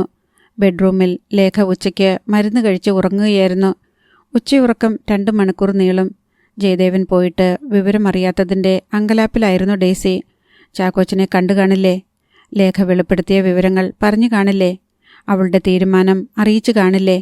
അയാൾ എന്തു പറഞ്ഞിട്ടുണ്ടാകും? ഒരു മന്ത്രി ഉൾപ്പെടെയുള്ളവർക്ക് മുന്നിലേക്ക് ഒരു മാംസകഷ്ണം പോലെ തന്നെ ഭർത്താവ് എറിഞ്ഞുകൊടുത്തുവെന്ന് ലോകത്തോട് വിളിച്ചു പറയുമെന്നാണ് അവളുടെ ഭീഷണി. ഡെയ്സിക്ക് വല്ലാത്ത ഉത്കണ്ഠയും ഭയവും തോന്നി. അപ്പോഴാണ് പുറത്ത് കാർ വന്നതും ജയദേവൻ ഇറങ്ങി വന്നതും. എന്തായി ഡെയ്സി അമ്പരപ്പോടെ ചോദിച്ചു. ജയദേവൻ ഇതുവരെ കണ്ടിട്ടുള്ള ജയദേവനല്ലെന്ന് അവൾക്ക് തോന്നി. പടിക്കെട്ടുകൾ ചാടിക്കയറി വരുന്ന ജയദേവനല്ല. കണ്ടാലുടൻ പരിഹസിക്കുകയും തമാശ പറയുകയും ചെയ്യുന്ന ജയദേവനല്ല. ചിരിച്ചു മാത്രം കണ്ടിട്ടുള്ള ജയദേവനല്ല. മറ്റൊരാൾ, ഒരു തകർന്ന മനുഷ്യൻ. അല്പം സ്വാധീനക്കുറവുള്ള കാൽ വലിച്ച് വേച്ചു നടന്നു വരുന്ന ഒരു മനുഷ്യൻ. സ്വീകരണ മുറിക്കുള്ളിൽ കയറി ഭിത്തിയിൽ ചാരി നിന്ന് അയാൾ ദീനതയോടെ ഡെയ്സിയെ നോക്കി. എന്തുപറ്റി ജയദേവൻ? ഡെയ്സി അമ്പരപ്പോടെയും പരിഭ്രമത്തോടെയും ചോദിച്ചു. ജയദേവൻ ഒന്നും പറഞ്ഞില്ല. അയാളുടെ കണ്ണുകൾ മാത്രം സംസാരിച്ചു. തുളുമ്പി നിൽക്കുന്ന ഒരു കണ്ണുനീർ തുള്ളി മാത്രം സംസാരിച്ചു. നീ എന്നെ തകർത്തു കളഞ്ഞല്ലോ ഡെയ്സി. ആ കണ്ണുനീർ തുള്ളി ഇറ്റുവീണ് ഡെയ്സിയുടെ സ്നേഹിക്കുന്ന ഹൃദയം പൊള്ളി. അധ്യായം 29. വീണ്ടും കാണുമ്പോൾ ജയദേവൻ മറ്റൊരാളായിരുന്നു. ചിരിച്ചില്ല, തമാശ പറഞ്ഞതുമില്ല. പൂർണ്ണമായ ഗൗരവം. ഡെയ്സിക്ക് വല്ലാത്ത സങ്കോചം അനുഭവപ്പെട്ടു. ജയദേവൻ, ഐ എം സോറി, അവളിടയ്ക്ക് പറയാൻ ശ്രമിച്ചു. ഞാനത് പറയാതിരുന്നത്. ഡെയ്സിക്ക് പെട്ടെന്ന് അനുതാപം കൊണ്ട് കണ്ണുകൾ നിറയുന്നതുപോലെ തോന്നി. പ്ലീസ്. ജയദേവൻ്റെ സ്വരം കർക്കശമായിരുന്നു. ഡെയ്സിയുടെ നാവടഞ്ഞു. നമുക്കിപ്പോൾ തലവേദനയായി. ഒരുപാട് വിഷയങ്ങൾ മുന്നിലുണ്ട്. അതിനിടെ അയാൾ ഒന്ന് നിർത്തി ശോഭ നിയന്ത്രിച്ചു. നിസ്സാര കാര്യമല്ല. സ്വന്തം ജീവൻ വെച്ചുള്ള കളിയാണ്. ഡെയ്സിയുടെ മാത്രമല്ല, നമ്മൾ ഓരോരുത്തരുടെയും. അത് ഓർമ്മ വേണം ഡെയ്സിക്ക്. ജയദേവൻ അസ്വസ്ഥതയോടെ താടി തടവി. ആ കുട്ടിയോട് എല്ലാം വിശദമായി സംസാരിച്ചല്ലോ അല്ലേ? തീരുമാനത്തിന് ഇതുവരെ മാറ്റമില്ല. ഡെയ്സിയുടെ സ്വരം താഴ്ന്നു. അതിൻ്റെ വരും വരായികൾ താങ്ങാൻ അവൾക്ക് കരുത്തുണ്ടോ? ഇതിൻ്റെയൊക്കെ ഗൗരവം മനസ്സിലാക്കിയിട്ടുണ്ടോ? ജയദേവൻ്റെ സ്വരം പിന്നെയും പരുക്കനായി. ഡെയ്സിക്ക് എന്തു പറയണമെന്ന് മനസ്സിലായില്ല. അവൾക്ക് ജയദേവൻ്റെ മുഖത്ത് നോക്കുവാൻ തന്നെ ബുദ്ധിമുട്ട് തോന്നി. ഇതുവരെ കണ്ടിട്ടുള്ളയാളല്ല. നോക്കിലും വാക്കിലും കുറ്റപ്പെടുത്തലിൻ്റെ ധ്വനിയുള്ള ഒരു പരുക്കൻ മനുഷ്യൻ. അവൾക്ക് കരച്ചിൽ വന്നു. സ്ഥിതിഗതികളുടെ ഗൗരവം അവൾക്ക് അയാൾ പറയും മുൻപ് തന്നെ അറിയാമായിരുന്നു. ഒരുപക്ഷെ അയാൾക്കറിയുന്നതിലുമേറെ. എന്നിട്ടും അതൊന്നും പങ്കുവയ്ക്കാനോ ആശ്വസിപ്പിക്കാനോ തയ്യാറാകുന്നതിനു പകരം ജയദേവൻ തന്നെ കുറ്റപ്പെടുത്തുകയും ഒറ്റപ്പെടുത്തുകയും ചെയ്യുന്നത് ഡെയ്സിയെ വേദനിപ്പിച്ചു. അയാളുടെ ഓരോ ചലനത്തിലും അകൽച്ചയും വെറുപ്പും നിറഞ്ഞു നിൽക്കുന്നത് പോലെ അവൾക്ക് തോന്നി. ഞാൻ എന്ത് തെറ്റാണ് ചെയ്തത്? അവൾക്ക് ചോദിക്കണമെന്നുണ്ടായിരുന്നു. രാജി കാണാൻ വന്ന വിവരം പറയാതിരുന്നതോ? വേദനിപ്പിക്കരുതെന്ന് കരുതി ജയദേവൻ്റെ പ്രതീക്ഷകൾ മങ്ങരുതെന്ന് കരുതി അക്കാര്യം മറച്ചുവെച്ചതോ? ഡെയ്സിക്ക് ഹൃദയം നീറി. ഒരിക്കൽ എടുത്തു ചാടിക്കഴിഞ്ഞാൽ പിന്നെ തിരിച്ചു കയറാൻ എളുപ്പമല്ല. അത് ഡെയ്സിക്കും ഓർമ്മ വേണം. ഇത് ലേഖയുടെ മാത്രം പ്രശ്നമാണോ ജയദേവൻ? ബീപാത്തുമ്മയെപ്പോലെ എത്ര പാവങ്ങളുടെ മരണത്തിന് ഇടയായ സൈറ എന്ന പെൺകുട്ടിയെ കാണാതായതിന് പിന്നിൽ പ്രവർത്തിച്ച ഒരുത്തൻ, ഈ നാട്ടിൽ കലാപങ്ങളുണ്ടാക്കുന്നവൻ, പണവും ആയുധവും വിതരണം ചെയ്യുന്ന ഒരു ശൃംഖലയുടെ കണ്ണി, രാജ്യത്തിൻ്റെ മൊത്തം പ്രശ്നമല്ലേ അത്? അതെ, പക്ഷേ ഒരു ചാക്കോച്ചിനെ ഒതുക്കിയിട്ട് ഇതൊന്നും അവസാനിക്കാൻ പോകുന്നില്ല. ഡെയ്സിക്ക് എന്തറിയാം? കലാപം, രാഷ്ട്രീയം, സമരം ഒക്കെ ഇന്ന് സ്റ്റേജ് നാടകങ്ങളാണ്. തിരക്കഥ എഴുതി ഡയലോഗ് ഉരുവിട്ട് പഠിച്ച് നടന്മാരും നടിമാരും അഭിനയിക്കുന്നു. കുറേ പാവങ്ങൾ കഥയറിയാതെ ആട്ടം കാണുന്നു. അവരുടെ ചോര കുടിച്ച് അഭിനേതാക്കൾ കൊഴുക്കുന്നു. ജയദേവൻ കിതച്ചു. അതുപോട്ടെ, ഏതായാലും ഇറങ്ങിത്തിരിച്ചു. ആ കുട്ടിയുടെ തീരുമാനം പോലെ നടക്കട്ടെ. പക്ഷേ അതിനു മുൻപ് നമുക്ക് ചിലത് ചെയ്യാനുണ്ട്. ഡെയ്സി കാതോർത്തു. ആരോപണം ഉന്നയിച്ചതുകൊണ്ടായില്ല. തെളിവ് വേണം, സാക്ഷികൾ വേണം. നാളെ ലേഖയുടെ പത്രസമ്മേളനം കഴിഞ്ഞാൽ ഈ തെളിവുകളോ സാക്ഷികളോ ഒന്നും അവശേഷിക്കില്ല. അതിനു മുൻപ് എന്തു വേണമെന്ന് പറയൂ. ഒരാളെ കണ്ടെത്തണം. കണ്ടെത്തിയാൽ പോരാ, കടത്തിക്കൊണ്ടുവരണം. കടത്തിക്കൊണ്ടോ? ഡെയ്സി മിഴിച്ചുപോയി. ആരെ? ജയദേവൻ അവളുടെ മുഖത്തേക്ക് അലിവില്ലാതെ നോക്കി. സൈറയെ, ബീപ്പാത്തുമ്മയുടെ മകൾ, കാണാതായ പെൺകുട്ടി. അവളെ കണ്ടെത്താനുള്ള ശ്രമത്തിലാണ് ജയദേവന് നേരെ ആക്രമണം നടന്നത്. ലേഖ പറഞ്ഞതനുസരിച്ചാണെങ്കിൽ സൈറ ഇപ്പോഴും ചാക്കോച്ചൻ്റെയോ അയാളുടെ ഫ്രണ്ട് സതീഷ് മാത്യുവിൻ്റെയോ കസ്റ്റഡിയിൽ കാണും. അവരവളെ മാറ്റിക്കാണില്ലേ? ഡെയ്സി ചോദിച്ചു. ഇല്ല, ഞാൻ കണ്ടിടത്തോളം ചാക്കോച്ചൻ വളരെ കോൺഫിഡൻ്റ് ആണ്. ലേഖയെ ഇത്ര ക്രൂരമായി ആക്രമിച്ച് നിലം പരിശാക്കിയത് തന്നെ അവൾ ഇക്കാര്യം പുറത്തു പറയാതിരിക്കാനുള്ള മുൻകരുതലാണ്. ഡെയ്സിക്ക് അത് ശരിയാണെന്ന് തോന്നി. ലേഖയെ കൊല്ലുകയായിരുന്നു അക്രമികളുടെ ലക്ഷ്യമെന്ന് അവൾക്ക് ഉറപ്പായിരുന്നു. മുറിവുകളും ആക്രമണവും ആ വിധമായിരുന്നു. ബലാത്സംഗ ശ്രമത്തിൽ കൊല്ലപ്പെട്ടു എന്ന മട്ടിൽ ആളുകൾ എഴുതി തള്ളുമെന്നായിരുന്നു ചാക്കോച്ചൻ്റെ പ്രതീക്ഷയെന്ന് ഡെയ്സിക്ക് തോന്നി. ഞാൻ എന്തു വേണമെന്നാണ് ജയദേവൻ പറയുന്നത്? സൈറ ഇപ്പോൾ എവിടെയുണ്ടെന്ന് ഞാൻ കൃത്യമായി കണ്ടെത്തിത്തരാം. സന്ധ്യയ്ക്ക് ഒരു 8 മണിയോടെ നമുക്ക് പുറപ്പെടണം. ഒരു ആംബുലൻസ് വേണം, അതിലവളെ കടത്തണം. ജയദേവൻ ആലോചനയുടെ താഴ് തടവി. എങ്ങനെ? ആംബുലൻസ് ആർക്കു വേണ്ടി, എന്തിനു വേണ്ടിയെന്ന് പറഞ്ഞു വിളിപ്പിക്കും. അത് കിട്ടിയാൽ തന്നെ എങ്ങനെ ഈ തോട്ടത്തിൽ പോകും? സൈറ അനുസരണയോടെ നമ്മുടെ കൂടെ വരുമോ? ഡെയ്സി അമ്പരപ്പോടെ ചോദിച്ചു. അതൊക്കെ ഡെയ്സി ഏൽക്കണം. അയാൾ അലിവില്ലാതെ അവളെ നോക്കിയിട്ട് പുറത്തേക്ക് പോയി. ഡെയ്സി മിഴിച്ച കണ്ണുകളോടെ നിന്നു. ജീസസ്, എന്തൊരു പരീക്ഷണം! പക്ഷേ ഓടി രക്ഷപ്പെടാൻ കഴിയില്ലെന്ന് അവൾക്കറിയാമായിരുന്നു. ബീബാത്തുമ്മയ്ക്കു വേണ്ടി, ലേഖയ്ക്കു വേണ്ടി, മരിച്ചുപോയ ഒരുപാട് പേർക്കു വേണ്ടി അത് ചെയ്തേ തീരൂ. അത് നേരത്തെ കരുതി വയ്ക്കുകയും വേണം. സൈറയേക്കാൾ നല്ലൊരു സാക്ഷിയും തെളിവും വേറെയില്ല. പക്ഷേ എങ്ങനെ? അവൾ വേവലാതിയോടെ ആശുപത്രി വരാന്തയിലൂടെ നടന്നു. വൈകിട്ട് വീണ്ടും പള്ളിയിൽ പോയി. വിവരങ്ങൾ ഫ്രാൻസിസ് അച്ഛനോട് പറയാൻ ഡെയ്സിക്ക് ധൈര്യമുണ്ടായില്ല. നീ ആ കുരിശ് ചുമക്കണ്ട ഡെയ്സി, അച്ഛൻ പറഞ്ഞു. നാട്ടുകാരൊക്കെ ഇപ്പോൾ തന്നെ നിനക്ക് നേരെ തിരിഞ്ഞിരിക്കുക. ചാക്കോച്ചൻ്റെ നിലപാട് നിനക്കറിയാൻ മേല. ഡെയ്സി ഒന്നും പറഞ്ഞില്ല. ആ പെണ്ണിന് അല്ലേൽ തന്നെ മനോരോഗമായിരുന്നു, അത് മറക്കണ്ട. അവൾ വിളിച്ചു പറയുന്നതൊന്നും ശരിയാകണമെന്നില്ല. ഡെയ്സി സങ്കടത്തോടെ ആൾത്താരയ്ക്ക് മുന്നിൽ മുട്ടുകുത്തി. ജീസസ്, നീ തന്നെ ഒരു വഴി കാണിച്ചു തരൂ. തിരിച്ച് ഹോസ്പിറ്റലിലെത്തിയപ്പോൾ അവൾക്ക് ചങ്കടിപ്പ് വർദ്ധിച്ചു. സമയം പറന്നു പോകുന്നു. ഏതു നിമിഷവും ജയദേവന്റെ വിളി വരും. അപ്പോൾ പുറപ്പെടണം. എങ്ങനെ? ഒരു പരിചയവുമില്ലാത്ത ഒരിടത്ത് എങ്ങനെ കടന്നു ചെല്ലും? അത്രയൊന്നും അടുപ്പമില്ലാത്ത ഒരു പെൺകുട്ടിയെ എങ്ങനെ കൂടെ കൊണ്ടുപോരും? വഴിയിൽ ആരെങ്കിലും തടഞ്ഞാൽ, പരിശോധിച്ചാൽ, രോഗിയെന്ന മട്ടിൽ രക്ഷപ്പെടുത്താൻ ഡോക്ടർ ഡെയ്സി ഉള്ളതാണ് നല്ലതെന്നാണ് ജയദേവൻ പറഞ്ഞത്. പറഞ്ഞപ്പോൾ കഴിഞ്ഞു. ഡെയ്സിക്ക് ശരീരം വേർത്തു. ഒരു വല്ലാത്ത ഉത്കണ്ഠ, അധൈര്യം. അതിന് ആക്കം കൂട്ടുന്ന 2 സംഭവങ്ങൾ കൂടിയുണ്ടായി. ഒന്ന് രാജലക്ഷ്മിയുടെ സന്ദർശനം. സർജറി വാർഡിലെ ഒരു രോഗിയുടെ വിവരം അന്വേഷിച്ച് തിരികെ മുറിയിലേക്ക് വരുമ്പോഴാണ് രാജലക്ഷ്മിയെ കണ്ടത്. അവർ വളരെ ഗൗരവത്തിലായിരുന്നു. ഡെയ്സി പുഞ്ചിരിക്കാൻ ശ്രമിച്ചു. വിവരങ്ങൾ ജയദേവനെ അറിയിച്ച് കുളമാക്കി അല്ലേ? രാജലക്ഷ്മി മുഖവുരയില്ലാതെ ചോദിച്ചു. ഇളം മഞ്ഞ കൈത്തറി സാരിയിൽ അവർ വളരെ സുന്ദരിയായി തോന്നി. ജയദേവനോട് പറഞ്ഞേക്കൂ, ആവശ്യമില്ലാത്ത കാര്യങ്ങളിൽ ഇടപെട്ട് സ്വന്തം തടി കേടാക്കരുതെന്ന്. ഡെയ്സി ഒരു നിമിഷം പകച്ചു. മറുപടി എന്തു പറയണമെന്നവൾക്ക് മനസ്സിലായില്ല. അത് രാജിക്ക് നേരിട്ട് പറഞ്ഞുകൂടെ? രാജലക്ഷ്മി ഡെയ്സിയെ രൂക്ഷമായി നോക്കി. എന്നേക്കാൾ ഇപ്പോൾ അടുപ്പവും സ്വാതന്ത്ര്യവും ഡെയ്സിക്കാണല്ലോ, അവൾ പരിഹാസത്തോടെ പറഞ്ഞു. ആരാണ് ജയദേവൻ? ഡെയ്സിയുടെ കാമുകനോ അതോ ഭർത്താവ് ഇൻചാർജോ? സൂക്ഷിച്ച് സംസാരിക്ക് രാജി. ഡെയ്സിയുടെ സ്വരം മാറി. ഒരു കാര്യം ഡെയ്സി ഓർക്കുന്നത് നല്ലത്. ഡെയ്സിക്ക് കുറിച്ച് ചീപ്പ് പബ്ലിസിറ്റിക്ക് വേണ്ടി ജയദേവനെ ഉപയോഗിക്കുന്നത് വലിയ ദ്രോഹമാണ്. ആ പെണ്ണിനെ രക്ഷിക്കാൻ ആർക്കും കഴിയില്ല. എനിക്ക് ചാക്കോച്ചനെ വർഷങ്ങളായി അറിയാം. അവൾ പറയുന്ന കഥകളിൽ എനിക്ക് വിശ്വാസമില്ല. അഥവാ അത് ശരിയാണെങ്കിൽ തന്നെ അത് ശരിയാണെന്ന് തെളിയിക്കാൻ അവൾക്കോ ഡെയ്സിക്കോ ജയദേവനോ ഈ ജന്മം കഴിയില്ല. രാജി വെല്ലുവിളി പോലെ നോക്കി. ഇത് പറയാനാണോ രാജി വന്നത്? അവൾ ഡെയ്സിയെ ഒന്നുകൂടി സൂക്ഷിച്ചു നോക്കി. പറഞ്ഞില്ലെന്ന വിഷമം എനിക്ക് തോന്നരുത് പിന്നീട്, അതുകൊണ്ട്. അവൾ ചാടിയിറങ്ങിപ്പോയപ്പോൾ ഡെയ്സി കസേരയിൽ തലചായ്ച്ചിരുന്നു. അപ്പോൾ 2ാമത്തെ സംഭവം. മനോജ് സാറിൻ്റെ മുറിയിലേക്ക് വിളിക്കുന്നു. സിസ്റ്റർ ട്രീസ വന്ന് പറഞ്ഞു. ഡെയ്സി ഈർഷ്യയോടെ എഴുന്നേറ്റു. എപ്പോൾ വേണമെങ്കിലും ജയദേവന്റെ വിളി വരാം. അപ്പോഴേക്കും പുറപ്പെടണം. ആംബുലൻസ് സംഘടിപ്പിക്കണം. അതിനിടയിലാണ് മനോജിൻ്റെ മുറിയിൽ മനോജ് മാത്രമായിരുന്നില്ല, അയാളുടെ മകളും ഉണ്ടായിരുന്നു. ഡെയ്സി വരൂ, വരൂ ഡെയ്സി. മനോജ് സ്നേഹത്തോടെ ക്ഷണിച്ചു. ഡെയ്സി കുട്ടിയെ കണ്ട് വാത്സല്യത്തോടെ ചിരിച്ചുകൊണ്ട് അകത്തേക്ക് ചെന്നു. മോളു, ആൻറ്റിക്ക് സ്വീറ്റ്സ് കൊടുക്ക്, മനോജ് പറഞ്ഞു. കുട്ടി മേശപ്പുറത്തിരുന്ന സ്വീറ്റ്സിൻ്റെ പെട്ടി ഡെയ്സിക്ക് നേരെ നീട്ടി. എന്താ ഇത്? ഡെയ്സി ചോദിച്ചു. കണ്ടില്ലേ സ്വീറ്റ്സ്?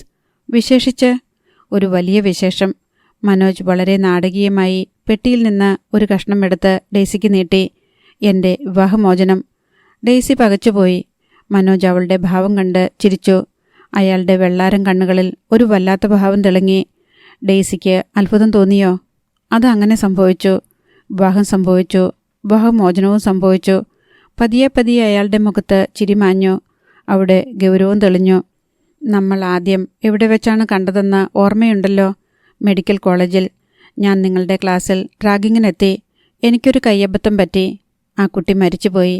അതിന് ഡെയ്സി ദൃക്സാക്ഷിയായി. ഡെയ്സിയുടെ മുഖം വിളറി. ഡെയ്സി എനിക്കെതിരെ മൊഴി കൊടുത്തു. ഞാൻ ഡെയ്സിയെ പലതവണ ഭീഷണിപ്പെടുത്താൻ നോക്കി. ഡെയ്സി അപ്പോഴൊക്കെ ഉറച്ചു നിന്നു.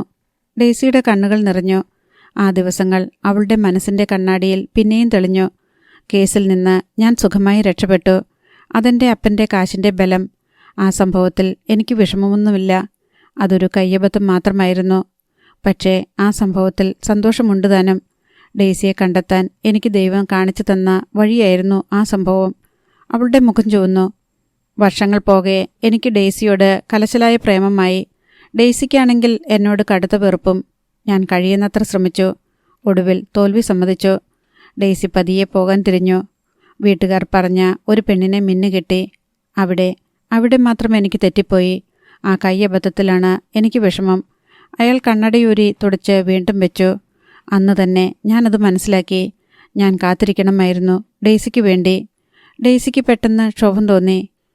പ്ലീസ് മനോജ്, എനിക്ക് വേണ്ടത്ര പ്രശ്നങ്ങൾ വേറെയുണ്ട്. അവൾ പുറത്തേക്ക് പോകാൻ തുടങ്ങി. ശരി, നമുക്ക് പിന്നീട് സംസാരിക്കാം. പിന്നെ ആ പെണ്ണിൻ്റെ കേസ് ഇനി നമുക്ക് വേണ്ട കേട്ടോ, മനോജ് പറഞ്ഞു. ഡെയ്സി തിരിഞ്ഞു നിന്നു. മനോജിൻ്റെ മുഖം ഇപ്പോൾ ഗൗരവപൂർണമായിരുന്നു. അവളെ ഹോസ്പിറ്റൽ പരിസരത്തോ ക്വാർട്ടേഴ്സിലോ കാണരുത്. ഇത് പറയുന്നത് മനോജല്ല, ഈ ഹോസ്പിറ്റലിൻ്റെ CMO ആണ്. ഡെയ്സിക്ക് പിന്നെയും അപമാനിക്കപ്പെട്ടതുപോലെ തോന്നി. ആകെ ഭ്രാന്ത് പിടിച്ച് വീണ്ടും മുറിയിലെത്തിയപ്പോൾ ഫോൺ ബെല്ലടിച്ചു. ഡെയ്സി, ജയദേവനാണ്. എത്ര നേരമായി ഞാൻ വിളിക്കുന്നു. എവിടെയായിരുന്നു? പറയൂ. സൈറയെ കിട്ടി. അവൾ സതീഷ് ജേക്കബിൻ്റെ കസ്റ്റഡിയിലാണ്. മറയൂരിലേക്കുള്ള വഴിയിലൂടെ കനാൽപ്പെട്ടി ലയത്തിൽ അയാളുടെ ഗുണ്ടകൾ കാവലുണ്ട്. എങ്ങനെയെങ്കിലും അവിടെയൊന്ന് കിടക്കണം. എങ്ങനെ? ആലോചിക്കാം. ഞാൻ മറ്റ് റിപ്പോർട്ടേഴ്സിനെ വിവരമറിയിക്കട്ടെ. ജയദേവൻ ഫോൺ വച്ചപ്പോൾ ഡെയ്സിക്ക് ശരിക്കും ആകാശമിളകി തലയിൽ വീഴുന്നതുപോലെ തോന്നി. ഈശ്വര, അഗ്നിപർവ്വതം പുകയുകയാണ്. താമസിയാതെ പൊട്ടിത്തെറിക്കും. അങ്ങനെ സംഭവിച്ചാൽ ഇപ്പോഴത്തെ ആവശ്യം ആ ലയത്തിൽ കിടക്കുകയാണ്. എങ്ങനെ? ജീസസ്, അവൾ മനസ്സുരുകി പ്രാർത്ഥിച്ചു. എങ്ങനെ? ലേഖയ്ക്കു വേണ്ടി, ബീപാത്തുമ്മയ്ക്കു വേണ്ടി, തനിക്കു വേണ്ടി ഒരു വഴി കണ്ടേ തീരൂ.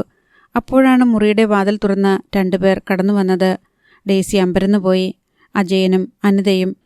താൻ ഹൃദയ ശസ്ത്രക്രിയയ്ക്ക് സഹായിച്ച രോഗി. ഡോക്ടർ, ഞങ്ങൾ നന്ദി പറയാൻ വന്നതാണ്, അജയൻ പറഞ്ഞു. ഇരിക്ക്, അസുഖമെല്ലാം മാറിയോ? ഡെയ്സി സന്തോഷത്തോടെ അന്വേഷിച്ചു. ജോലിക്ക് പോയി തുടങ്ങിയില്ല, ഇപ്പോഴും വിശ്രമത്തിലാണ്. എന്നാലും നന്ദിയുണ്ട് ഡോക്ടർ. ഡോക്ടർ ഇല്ലായിരുന്നെങ്കിൽ. അനിത വിങ്ങിപ്പൊട്ടി. ഡെയ്സി അയാളെ കാരുണ്യത്തോടെ നോക്കി. എനിക്ക് എൻ്റെ അനിയുടെ കൂടെ ജീവിക്കാൻ ഒരു 5-6 വർഷം കൂടെ വേണമെന്ന് അജയൻ പറഞ്ഞ ആ ദിവസം അവൾ ഓർത്തു. ഇപ്പോൾ എവിടെയാണ്? ഡെയ്സി ചോദിച്ചു. ഞങ്ങൾ ഇവിടെ ലയത്തിലാണ് ഡോക്ടർ, കനാൽപ്പെട്ടി, അനിത പറഞ്ഞു. ഡെയ്സി പകച്ചിരുന്നു പോയി. കനാൽപ്പെട്ടി ലയം വഴി തുറക്കുന്നത് അവൾ അറിഞ്ഞു. അവൾ ഒന്ന് ദീർഘമായി നിശ്വസിച്ചു. അജയൻ, എനിക്കൊരു സഹായം വേണം, അവൾ പതിയെ പറഞ്ഞു. എന്തു സഹായം? കൊള്ളാം, ഡോക്ടർ ചോദിച്ചാൽ ഞാൻ എൻ്റെ ചങ്കും കൂടെ. അയാൾ വികാരാധീനനായി. ഡെയ്സിയുടെ കണ്ണുകൾ ആ സ്നേഹവായ്പിൽ നനഞ്ഞു. അന്ന് രാത്രി 8 മണിക്ക് ഹോളിമാത ഹോസ്പിറ്റലിലെ ആംബുലൻസ് കനാൽപ്പെട്ടി ലയത്തിൽ കിടന്നു.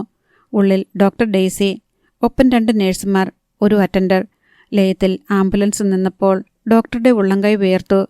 ജീസസ്, ജീവനും മാനവും പണയം വെച്ച കളിയാണല്ലോ ഇത്. ഡെയ്സി ജയദേവനെ ഓർത്തു. ജീവനും മാനവും അവൾ അയാൾക്ക് വേണ്ടി പണയം വെച്ചു.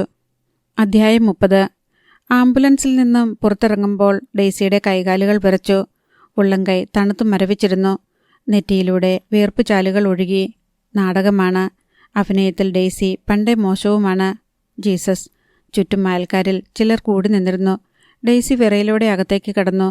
ഡെയ്സിയെ കണ്ടതും അജയൻ്റെ കിടക്കയ്ക്കരിയിൽ കുട്ടികളെ ചേർത്ത് പിടിച്ചിരുന്ന അനിത ആർത്തലച്ച് കരഞ്ഞു. എൻ്റെ ചേട്ടനെ രക്ഷിക്കണേ ഡോക്ടറെ. അയൽക്കാരെന്ന് തോന്നിക്കുന്ന 2 പേർ പുറത്തുനിന്ന് കയറി വന്നു. എന്നതാ ഡോക്ടറെ? ഇതിയാന് ഹാർട്ട് ഓപ്പറേഷൻ കഴിഞ്ഞിട്ട് അധികമായിട്ടില്ല. മഞ്ഞപ്പിത്തമാണ്, അത്യാവശ്യമായി ആശുപത്രിയിൽ കൊണ്ടുപോകണം, ഡെയ്സി പറഞ്ഞു. ഒരുപാട് ശ്രദ്ധിക്കണം. കോളനിയിൽ മറ്റുള്ളവർക്കും പകരാൻ സാധ്യതയുണ്ട്. വെള്ളത്തിൽ കൂടിയാണ് ഇത് പകരുന്നത്. എവിടെ നിന്നാണ് നിങ്ങൾ വെള്ളമെടുക്കുന്നത്? ഒന്ന് കാണിച്ചു തരൂ. 2 നിരയായാണ് വീടുകൾ. ഒന്നിനു പിന്നിൽ ഒന്നായി നീണ്ട നിര. 10-200 വീടുകളുണ്ട്. ഇതിൽ 2ാമത്തെ നിരയിൽ 4ാമത്തെ വീട്ടിലാണ് സൈറയെന്ന് അനിത പറഞ്ഞിരുന്നു. അതിൻ്റെ പശ്ചാത്തലവും പറഞ്ഞു തന്നിരുന്നു. അജയനെയും കുട്ടികളെയും അറ്റൻഡർ ആംബുലൻസിലേക്ക് കയറ്റുകയായിരുന്നു. അനിത ഒരു ചിമ്മിനി വിളക്ക് കത്തിച്ച് മുന്നിൽ നടന്നു. ലയത്തിനു മുന്നിലുള്ള നടവഴിയിലൂടെയാണ് നടന്നത്. അവിടെ ചപ്പുചവറുകൾ കൂടിക്കിടന്നിരുന്നു. സൈറയെ താമസിപ്പിച്ച ലയത്തിന് പിന്നിലെത്തിയപ്പോൾ അനിത നിന്നു. ദേ, ഇവിടുന്നാണ് ഞങ്ങൾ വെള്ളമെടുക്കുന്നത്. ഡെയ്സി അറിയാതെ സ്റ്റെത്തിൽ മുറുകെ പിടിച്ചു. ഈ വീട്ടിലെ താമസക്കാരെ പരിശോധിക്കണം. ഇപ്പോൾ വിളിക്കാമല്ലോ രാജണ്ണ. അനിത പിന്നിലെ ജനാലയിൽ തട്ടി വിളിച്ചു. ഡോക്ടർ വാ, നമുക്ക് മുൻവശത്തേക്ക് പോകാം. അവൾക്ക് പിന്നാലെ ഡെയ്സി മുന്നിലേക്ക് നടന്നു. രാജണ്ണ, രാജണ്ണ, അനിത വിളിച്ചു. ആരാ? എന്താ ഈ രാത്രിയിൽ? മുണ്ടുമാടിക്കുത്തി ഒരു തടിമാടൻ ഇറങ്ങി വന്നു. ദേണ്ടേ, അജയൻ ചേട്ടനെ നോക്കാൻ വന്ന ഡോക്ടറാ. ഇവിടുന്ന് ഞങ്ങൾ വെള്ളമെടുക്കുന്നതെന്ന് പറഞ്ഞപ്പം ഇവിടെ ഉള്ളവരെയും പരിശോധിക്കണമെന്ന്. അതിന് ഇവിടെ ആർക്കും അസുഖമൊന്നുമില്ലല്ലോ. അത് പരിശോധിച്ചാലല്ലേ അറിയൂ. അനിത മുന്നോട്ട് നീങ്ങി. പെട്ടെന്ന് കണ്ടുപിടിച്ച് മരുന്ന് കഴിച്ചാൽ സുഖപ്പെടും. ഇല്ലെങ്കിൽ വല്ലാത്ത അസുഖമാന്നേ. അജയൻ ചേട്ടനെ ദേണ്ടേ ആംബുലൻസ് കയറ്റിയിരിക്കുക. കാട്ടുപോത്തിൻ്റെ മുഖമായിരുന്നു രാജന്. ഇവിടിപ്പം ഞാനും എൻ്റെ അനിയനും അനിയത്തിയുമുണ്ട്. ആർക്കും അസുഖമൊന്നുമില്ല. ഡെയ്സി അയാളെ ശാന്തമായി നോക്കി. പരിശോധിക്കുന്നതുകൊണ്ട് വിഷമമുണ്ടോ? രാജൻ അവളെ പഠിക്കുന്നതുപോലെ നോക്കി. പരിശോധിച്ചില്ലെങ്കിൽ ചിലപ്പോൾ നിങ്ങൾ കാരണം ഈ കോളനിയിൽ മഞ്ഞപ്പിത്തം പടരും. അത് ഓർമ്മ വേണം, ഡെയ്സി പറഞ്ഞു. രാജൻ അനിതയെയും ഡെയ്സിയെയും മാറി മാറി നോക്കി. പിന്നിൽ 4-5 പേർ കൂടി വന്നുകൂടിയിരുന്നു. എന്നാ പിന്നെ ആയിക്കോട്ടെ. രാജൻ പിന്മാറി. ഡെയ്സി യാതൊരു ധൃതിയും കാണിക്കാതെ അകത്തേക്ക് കടന്നു. മുടി ചെമ്പിച്ച് താടി വളർത്തി തല മൂടിക്കെട്ടിയ ഒരു ചെറുപ്പക്കാരനാണ് കയറിച്ചെന്ന മുറിയിൽ കട്ടലിൽ കിടന്നിരുന്നത്. മദ്യപിച്ച് ലക്കുകെട്ട ഭാവമുണ്ടായിരുന്നു അയാളുടെ മുഖത്ത്. ഡെയ്സി അയാൾക്കരികിൽ ചെന്ന് കൈത്തണ്ട പിടിച്ചു പൾസ് നോക്കി. സ്റ്റെത്ത് വെച്ച് പരിശോധിച്ചു. Quick, move him to hospital, അവൾ പറഞ്ഞു. വേഗം, ഇയാളുടെ സ്ഥിതി വളരെ അപകടത്തിലാണ്. പിന്നാലെ എത്തിയ അറ്റൻഡർ അയാളെ പിടിച്ചെഴുന്നേൽപ്പിക്കാൻ തുടങ്ങിയപ്പോൾ രാജൻ തടഞ്ഞു. വേണ്ട, ഞാൻ എത്തിച്ചോളാം. നിങ്ങൾക്ക് ജീവനിൽ കൊതിയില്ലേ? ഡെയ്സി ധൈര്യം സംഭരിച്ച് ചോദിച്ചു. ഇല്ലെങ്കിൽ കൊണ്ടുവന്നോളൂ. He's dying. കൂടി വന്നാൽ 3 ദിവസം. ഇതിനകം നിങ്ങൾക്കും രോഗം വന്നു കാണും. നിങ്ങളും കൂടി ആശുപത്രിയിൽ അഡ്മിറ്റാകണം. രാജൻ അല്പം പതറി. എനിക്കങ്ങനെ. ക്ഷീണം, ഓർമ്മക്കുറവ്, ഇടയ്ക്കിടെ തലവേദന, ഒരു മടുപ്പ്. ഡെയ്സി ഗൗരവത്തിലാണ് ചോദിച്ചത്. രാജൻ ഒന്നാലോചിച്ചു. എന്ന് ചോദിച്ചാൽ പരിശോധിക്കുന്നതാണ് നല്ലത്. ഡെയ്സി പതിയെ അകത്തേക്ക് തിരിഞ്ഞു. അകത്ത് മൂലയിൽ സൈറയെ അവൾ കണ്ടു. ഡെയ്സിയെ കണ്ടപ്പോൾ സൈറയുടെ കണ്ണുകൾ മിഴിഞ്ഞു. അവളെ മനസ്സിലാകാത്ത മട്ടിൽ ഡെയ്സി രാജൻ്റെ നേരെ തിരിഞ്ഞു. നിങ്ങൾ കൂടി ആംബുലൻസിൽ കയറണം. ഈ പെൺകുട്ടിയെയും കയറ്റണം. ആ കുട്ടിയുടെ മുഖം കണ്ടാലറിയാം. ഡെയ്സി പറഞ്ഞത് പൂർത്തിയാക്കിയില്ല. രാജൻ അല്പം വേവലാതിയോടെ ഡെയ്സിയെയും സൈറയെയും മാറി മാറി നോക്കി. അതിപ്പം ഇവരുടെ കാര്യം മുതലാളിയോട് ചോദിക്കാതെ? മതി, പക്ഷെ നിങ്ങളുടെ കാര്യമെങ്കിലും നിങ്ങൾക്ക് തീരുമാനിക്കാമല്ലോ, ഡെയ്സി ശാന്തമായി പറഞ്ഞു. നില്ല, ഞാനൊന്ന് മുതലാളിയോട് ചോദിച്ചും വരാം. അയാൾ മുണ്ടുപൊക്കി ട്രൗസറിൻ്റെ പോക്കറ്റിൽ നിന്ന് ഒരു സെൽഫോൺ എടുത്ത് പുറത്തേക്ക് തിരക്കിട്ട് നടന്നു. അയാൾ വരുന്നതിന് മുൻപ് വേഗം. അനിത തിരക്ക് കൂട്ടി. ഡെയ്സിക്ക് പെട്ടെന്ന് ഒരു ധൈര്യം തോന്നി. ബാഗിൽ ഒരു സെഡേറ്റീവ് ആംപ്യൂൾ കരുതിയിരുന്നു. അവൾ പെട്ടെന്ന് സിറിഞ്ചെടുത്ത് മരുന്ന് നിറച്ച് ചെമ്പൻ മുടിക്കാരൻ്റെ കൈത്തണ്ടയിൽ കുത്തിവെച്ചു. എന്താണ് സംഭവിക്കുന്നതെന്ന് അറിയുന്നതിന് മുൻപേ അയാളുടെ കണ്ണുകൾ പാതിയടഞ്ഞു. വേഗം വേഗം ഇയാളെ ആംബുലൻസിലേക്ക് എടുക്ക്. കുട്ടിയും വരൂ, ഡെയ്സി പറഞ്ഞു. അറ്റൻഡർമാർ 2 പേരും 2 നാട്ടുകാരും സഹായത്തിനു വന്നു. ആംബുലൻസിൽ കയറ്റി കഴിഞ്ഞപ്പോഴാണ് രാജൻ ഓടി വന്നത്. നിർത്ത്, അങ്ങനങ്ങ് പോയാലോ? അയാൾ വണ്ടിക്ക് കുറുകെ നിന്നു. നീ ഏതാ ഡോക്ടർ? ഇവിടുന്ന് അങ്ങനെ തോന്നുന്നത് പോലെ ഒരാളെയും കൊണ്ടുപോകാൻ പറ്റത്തില്ലെങ്കിലോ?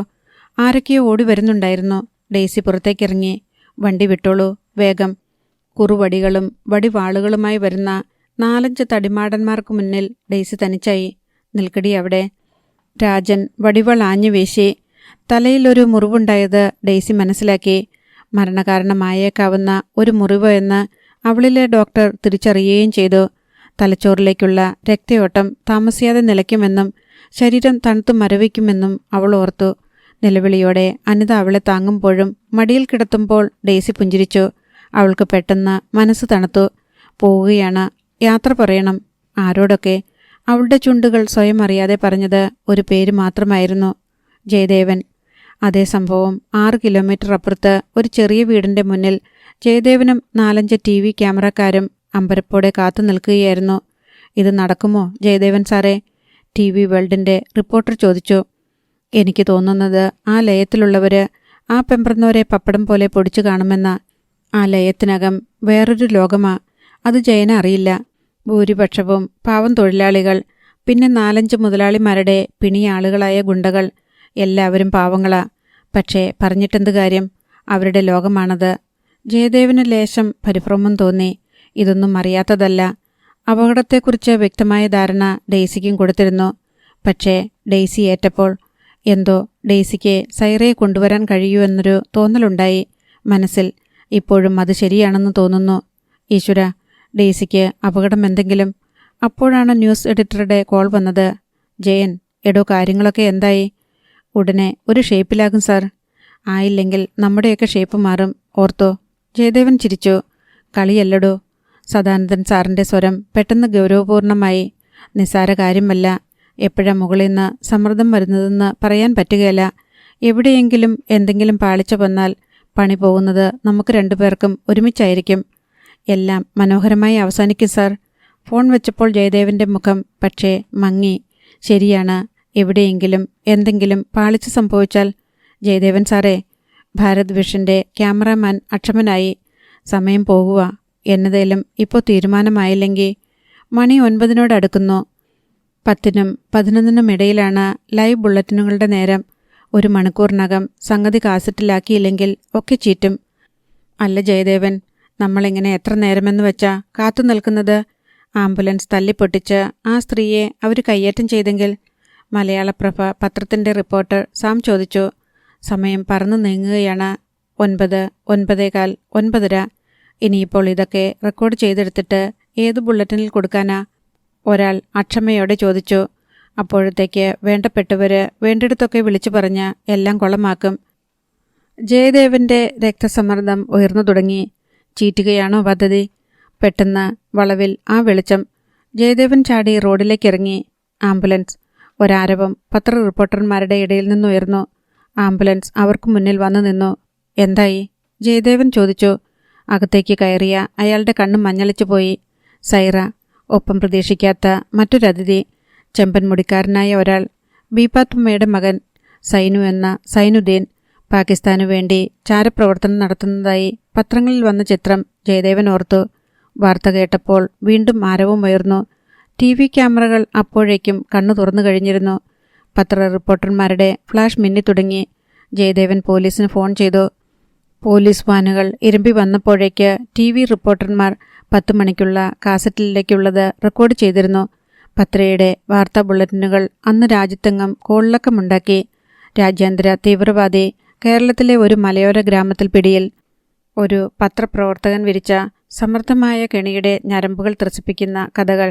മംഗലാപുരത്ത് അതിസമ്പന്ന കുടുംബത്തിൽ ജനിച്ച ബീപാത്തുമ്മ എന്ന വൃദ്ധയുടെ ജീവിതകഥ വീണ്ടും പത്രങ്ങളിൽ സ്ഥാനം പിടിച്ചു. അവരുടെ മകൻ സൈനുദ്ദീൻ തീവ്രവാദിയായതും വർഗീയ കലാപങ്ങളിൽ പിടികിട്ടാപ്പുള്ളിയായതും. മുംബൈ സ്ഫോടന കേസിൽ പ്രതിയായ സൈനുദ്ദീന് എതിരെ ആദ്യം മൊഴി നൽകിയത് ബീപാത്തുമ്മയായിരുന്നു. തുടർന്ന് മകന് ഉമ്മ ശത്രുവായി. കോഴിക്കോട്ട് മറ്റൊരു കലാപത്തിന് ആയുധമിറക്കാൻ മകൻ ശ്രമിക്കുന്നതായി അറിഞ്ഞപ്പോൾ ബീപാത്തുമ്മ അത് പോലീസിനെ അറിയിച്ചു. ഉമ്മയെ കൊല്ലാൻ സൈനു പ്രതിജ്ഞയെടുത്തു. ജീവൻ രക്ഷിക്കാൻ ബീപാത്തുമ്മ മകളെയും കൊണ്ട് ഇടുക്കിയിലേക്ക് ഒളിച്ചോടിയതും ഡെയ്സി ജോലി ചെയ്തിരുന്ന താലൂക്ക് ആശുപത്രിയിൽ ചികിത്സയിലായിരുന്നപ്പോൾ മകൻ അവരെ കണ്ടെത്തിയതും തൻ്റെ കേസ് ദുർബലമാക്കാൻ ഉമ്മയെ കൊല്ലുകയേ നിവൃത്തിയുള്ളൂ എന്നതിനാൽ താനത് ചെയ്തതും അയാൾ പോലീസിനോട് സമ്മതിച്ചു. ഇടുക്കിയിലെ എല്ലാ പ്രവർത്തനങ്ങളും ചാക്കോച്ചൻ്റെ സഹായത്തോടെയായിരുന്നെന്ന് കൂടി സൈനുദ്ദീൻ ക്യാമറകൾക്ക് മുന്നിൽ മൊഴി നൽകി. നാടിളകി മറിയുകയായിരുന്നു. സൈനുദ്ദീനെയും സൈറയെയും കനത്ത പോലീസ് ബന്ദോബസ്തിൽ തിരുവനന്തപുരത്തേക്ക് കൊണ്ടുപോയപ്പോൾ പത്രപ്രവർത്തകരുടെ സംഘവും അവരെ പിന്തുടർന്നു. അക്കൂട്ടത്തിൽ ജയദേവനും. പിറ്റേന്ന് രാവിലെ ന്യൂസ് എഡിറ്റർ വിളിച്ചു ചോദിച്ചപ്പോഴാണ് അയാൾ അത് ഓർത്തത്. എടോ, ആ ഡോക്ടറുടെ സ്ഥിതി എന്തായി? ഏത്? ഓ, ഡെയ്സി. എന്താ സാർ ചോദിച്ചത്? ജയദേവൻ ഉറക്കച്ചടവോടെ ചോദിച്ചു. അല്ല, അവർ ചത്തോ? ജയദേവൻ മിഴിച്ചുപോയി. സാറെന്താ ഈ പറയുന്നത്? ഇവിടെ ഒരു റൂമർ കേട്ടു. അത് ശരിയാണോന്നറിയാൻ വിളിച്ചതാ. തനിക്കാകുമ്പം വാർത്തയുടെ സത്യം അറിയാമല്ലോന്നോർത്തു. നിങ്ങൾ തമ്മിൽ നല്ല ഫ്രണ്ട്സാണല്ലോ. സദാനന്ദനൊന്ന് നിർത്തി. കയ്യിലും തോളത്തും 4-5 വെടിയും തലയ്ക്കൊരു വെട്ടും കൊണ്ട സ്ഥിതിക്ക്. അല്ല, കല്യാണം കഴിക്കാത്ത ഒരു പെണ്ണല്ലയോ? കഷ്ടം തന്നെ. ജയദേവൻ മിഴിച്ചുപോയി. ആ സംഭവം കേട്ടില്ലായിരുന്നോ? ആ ചാക്കോച്ചൻ്റെ ഗുണ്ടകൾ ആംബുലൻസ് തടഞ്ഞു. ഡോക്ടർ ഡെയ്സിയെ പിടിച്ചിറക്കി വെട്ടി. അത് കണ്ടതും ലയത്തിലെ പാവങ്ങളിൽ ഡോക്ടറുടെ രോഗികൾ ഇളകി. അവരാ ഈ കക്ഷികളെ ആംബുലൻസിൽ തള്ളിക്കയറ്റി വിട്ടത്. ജയദേവന്റെ കയ്യിൽ നിന്ന് മൊബൈൽ താഴെപ്പോയി. ഒരു നിമിഷം അയാൾക്ക് കാഴ്ച നഷ്ടപ്പെട്ടു, കേൾവി നഷ്ടപ്പെട്ടു. നിലത്ത് അയാൾ അന്ധനെപ്പോലെ ഫോണിനായി പരതി. ഫോണിലൂടെ സദാനന്ദന്റെ സ്വരം ചിതറി കേൾക്കാമായിരുന്നു. അവർ ചത്താൽ അതൊരു വലിയ സ്റ്റോറിയാ. 1-ാം പേജിൽ കൊടുക്കാം. പഴയ പടം വല്ലതുമുണ്ടെങ്കിൽ വീട്ടിൽ നിന്ന് നേരത്തെ കൂട്ടി സംഘടിപ്പിക്കാൻ ശിവദാസനെയോ മറ്റോ ഏർപ്പാട്. ജയദേവൻ ഫോൺ ഓഫ് ചെയ്തു. അതുവരെയുള്ള ആഹ്ലാദം മുഴുവൻ അയാളിൽ നിന്ന് വാർന്നുപോയി. Doctor Daisy. വീണ്ടുമൊരു വാർത്ത. 1-ാം പേജിൽ. ജയദേവന് വിരലുകൾ വിറച്ചു. ബലക്ഷയമുള്ള കാലുകൾ വെച്ചു. നടക്കുമ്പോൾ അയാൾക്ക് താൻ വീണു പോകുമെന്ന് തോന്നി. അയാൾക്ക് പേടി തോന്നി. വീണാൽ വീണ്ടും അപകടമുണ്ടായാൽ ഉറങ്ങാതെ കാവിലിരുന്ന 2 കണ്ണുകൾ ഇനിയുണ്ടാകുമോ? വർഷങ്ങൾക്ക് ശേഷം, വളരെ വർഷങ്ങൾക്ക് ശേഷം ജയദേവൻ കൈകൂപ്പി പ്രാർത്ഥിച്ചു. ദൈവമേ. 2 ആഴ്ചയ്ക്ക് ശേഷം ബോധം വീഴുമ്പോൾ താൻ പഴയ താലൂക്ക് ആശുപത്രിയിൽ ഡ്യൂട്ടി റൂമിലാണെന്ന് അവൾക്ക് വിഭ്രമം തോന്നി. കണ്ണു തുറന്ന് ആദ്യം പുറത്തേക്ക് നോക്കിയപ്പോൾ കണ്ടത് വാഗമരങ്ങളാണ്. താലൂക്ക് ആശുപത്രി മുറ്റത്തെ പോലെ തണൽ വിരിച്ച് പൂത്തുലഞ്ഞു നിൽക്കുന്ന വാഗച്ചില്ല. ഇത് പക്ഷേ ആ മരമല്ലെന്ന് അവൾ പെട്ടെന്ന് തിരിച്ചറിഞ്ഞു. അതെ, താലൂക്ക് ആശുപത്രിയല്ല, തിരുവനന്തപുരത്ത് മെഡിക്കൽ കോളേജാണ്. ലേഖ ഓടി വരികയും ഡെയ്സിയുടെ കൈ പിടിച്ച് പൊട്ടിച്ചിരിക്കുകയും പൊട്ടിക്കരയുകയും ചെയ്തു. ദൈവാനുഗ്രഹമുള്ള കൈയാ ഇത്. ഈ കൈ തിരിച്ചെടുക്കരുതേ എന്ന് ഞാൻ എത്ര പ്രാർത്ഥിച്ചെന്നോ. ഡെയ്സി അലിവോടെ അവളെ നോക്കി. ലേഖ പെട്ടെന്ന് കണ്ണുനീർ തുടച്ചു. അവളാണ് ഡെയ്സിയെ എല്ലാം അറിയിച്ചത്. എല്ലാം നേരെയായി. ചാക്കോച്ചനെ അറസ്റ്റ് ചെയ്തു. സൈനുദ്ദീനെ ഡൽഹിക്ക് കൊണ്ടുപോയി. സൈറിയെ മംഗലാപുരത്ത് ബീപ്പാത്തുമ്മയുടെ ബന്ധുക്കൾ. ബീപ്പാത്തുമ്മയിൽ തുടങ്ങിയത് ബീപ്പാത്തുമ്മയിൽ അവസാനിച്ചു. നിന്റെ കഷ്ടകാലത്തെക്കുറിച്ച് ഞാൻ അങ്ങനെയേ പറയൂ. കേട്ടുകൊണ്ടുവന്ന ഫാദർ ഫ്രാൻസിസ് പറഞ്ഞു. എന്നാലും എൻ്റെ കൊച്ചേ, ചില്ലറ തീയല്ല ഞങ്ങൾ തിന്നത്. നീയൊന്നു കണ്ണു തുറക്കാൻ. ഡെയ്സി പതിയെ നിവർന്നിരിക്കാൻ ശ്രമിച്ചു. അമ്മച്ചി, അപ്പച്ചൻ, ജാസി അവരൊക്കെ എവിടെ? എല്ലാവരും ഇവിടെയുണ്ടായിരുന്നു. നിനക്ക് അപകടമുണ്ടായപ്പോൾ നമ്മുടെ കുരുവിള കുറച്ച് അലമ്പുണ്ടാക്കി. അയാളുടെ കാശ് വെള്ളത്തിലായെന്ന്. പിന്നെ ചെറിയാച്ചൻ അയാൾ പറഞ്ഞിടത്തോളം പൈസ കൊടുത്ത് ഇടപാട് തീർത്തു. ചെറിയാച്ചൻ്റെ കോട്ടയത്തെ ആശുപത്രിയിൽ ചേരണമെന്ന അദ്ദേഹത്തിൻ്റെ ആഗ്രഹം. ഡെയ്സിയുടെ കണ്ണുകൾ നിറഞ്ഞു. വീണ്ടും കടം. കുരുവിളയുടെ കടം തീർക്കാൻ ചെറിയാച്ചൻ്റെ കടം. ഫാദർ ഫ്രാൻസിസ് പോയപ്പോൾ ലേഖ വീണ്ടും ഡെയ്സിയുടെ അടുത്തിരുന്ന് വിശേഷങ്ങൾ പറഞ്ഞു തുടങ്ങി. ജാസ്മിൻ വിശ്രമത്തിലാണ്. മനോജ് കുരുവിള അമേരിക്കയിലേക്ക് പോയി. തൻ്റെ വീട്ടിൽ നിന്ന് ബന്ധുക്കൾ അന്വേഷിച്ചു വന്നിരുന്നു. ഡെയ്സിയുടെ മുഖം ആർദ്രമായി. നിനക്ക് വിഷമമില്ലേ ലേഖേ? ചാക്കോച്ചൻ അറസ്റ്റിലായെന്ന് കേട്ടിട്ട്? ഇല്ല. ലേഖയുടെ മുഖം ശാന്തമായിരുന്നു. എന്നെ സംബന്ധിച്ചിടത്തോളം ആ മനുഷ്യൻ എന്നെ മരിച്ചു കഴിഞ്ഞു. അപ്പോൾ നിന്റെ ഭാവി? വിദ്യാഭ്യാസമുണ്ടല്ലോ ചേച്ചി. സഭകളുടെ അനാഥാലയത്തിൽ ഒരു ജോലി വാങ്ങിത്തരാമെന്ന് അച്ഛൻ പറഞ്ഞു. അതു മതി. എനിക്ക് എൻ്റെ കാലിൽ നിൽക്കാൻ അതു മതി. അവൾ പറഞ്ഞു. ഒരാളെ കൂടി ഡെയ്സിക്ക് കാണാൻ ബാക്കിയുണ്ടായിരുന്നു. പക്ഷേ പേരെടുത്ത് ചോദിക്കാൻ അവൾക്ക് മടി തോന്നി. ചോദിക്കാൻ തുടങ്ങിയപ്പോൾ എന്തുകൊണ്ടോ ഡെയ്സിയുടെ മുഖം ചുവന്നു. കുളി കഴിഞ്ഞ് ഭക്ഷണം കഴിച്ച് ചെറിയൊരു മയക്കത്തിലേക്ക് ആഴ്ന്നു പോകുമ്പോഴാണ് പടികൾ ചാടിക്കയറി വരുന്ന ശബ്ദം അവൾ കേട്ടത്. കണ്ണുകൾ അറിയാതെ തുറന്നു. നോക്കിയത് ആ മുഖത്തേക്ക് തന്നെയാണ്. ഓർമ്മയുണ്ടോ ഈ മുഖം?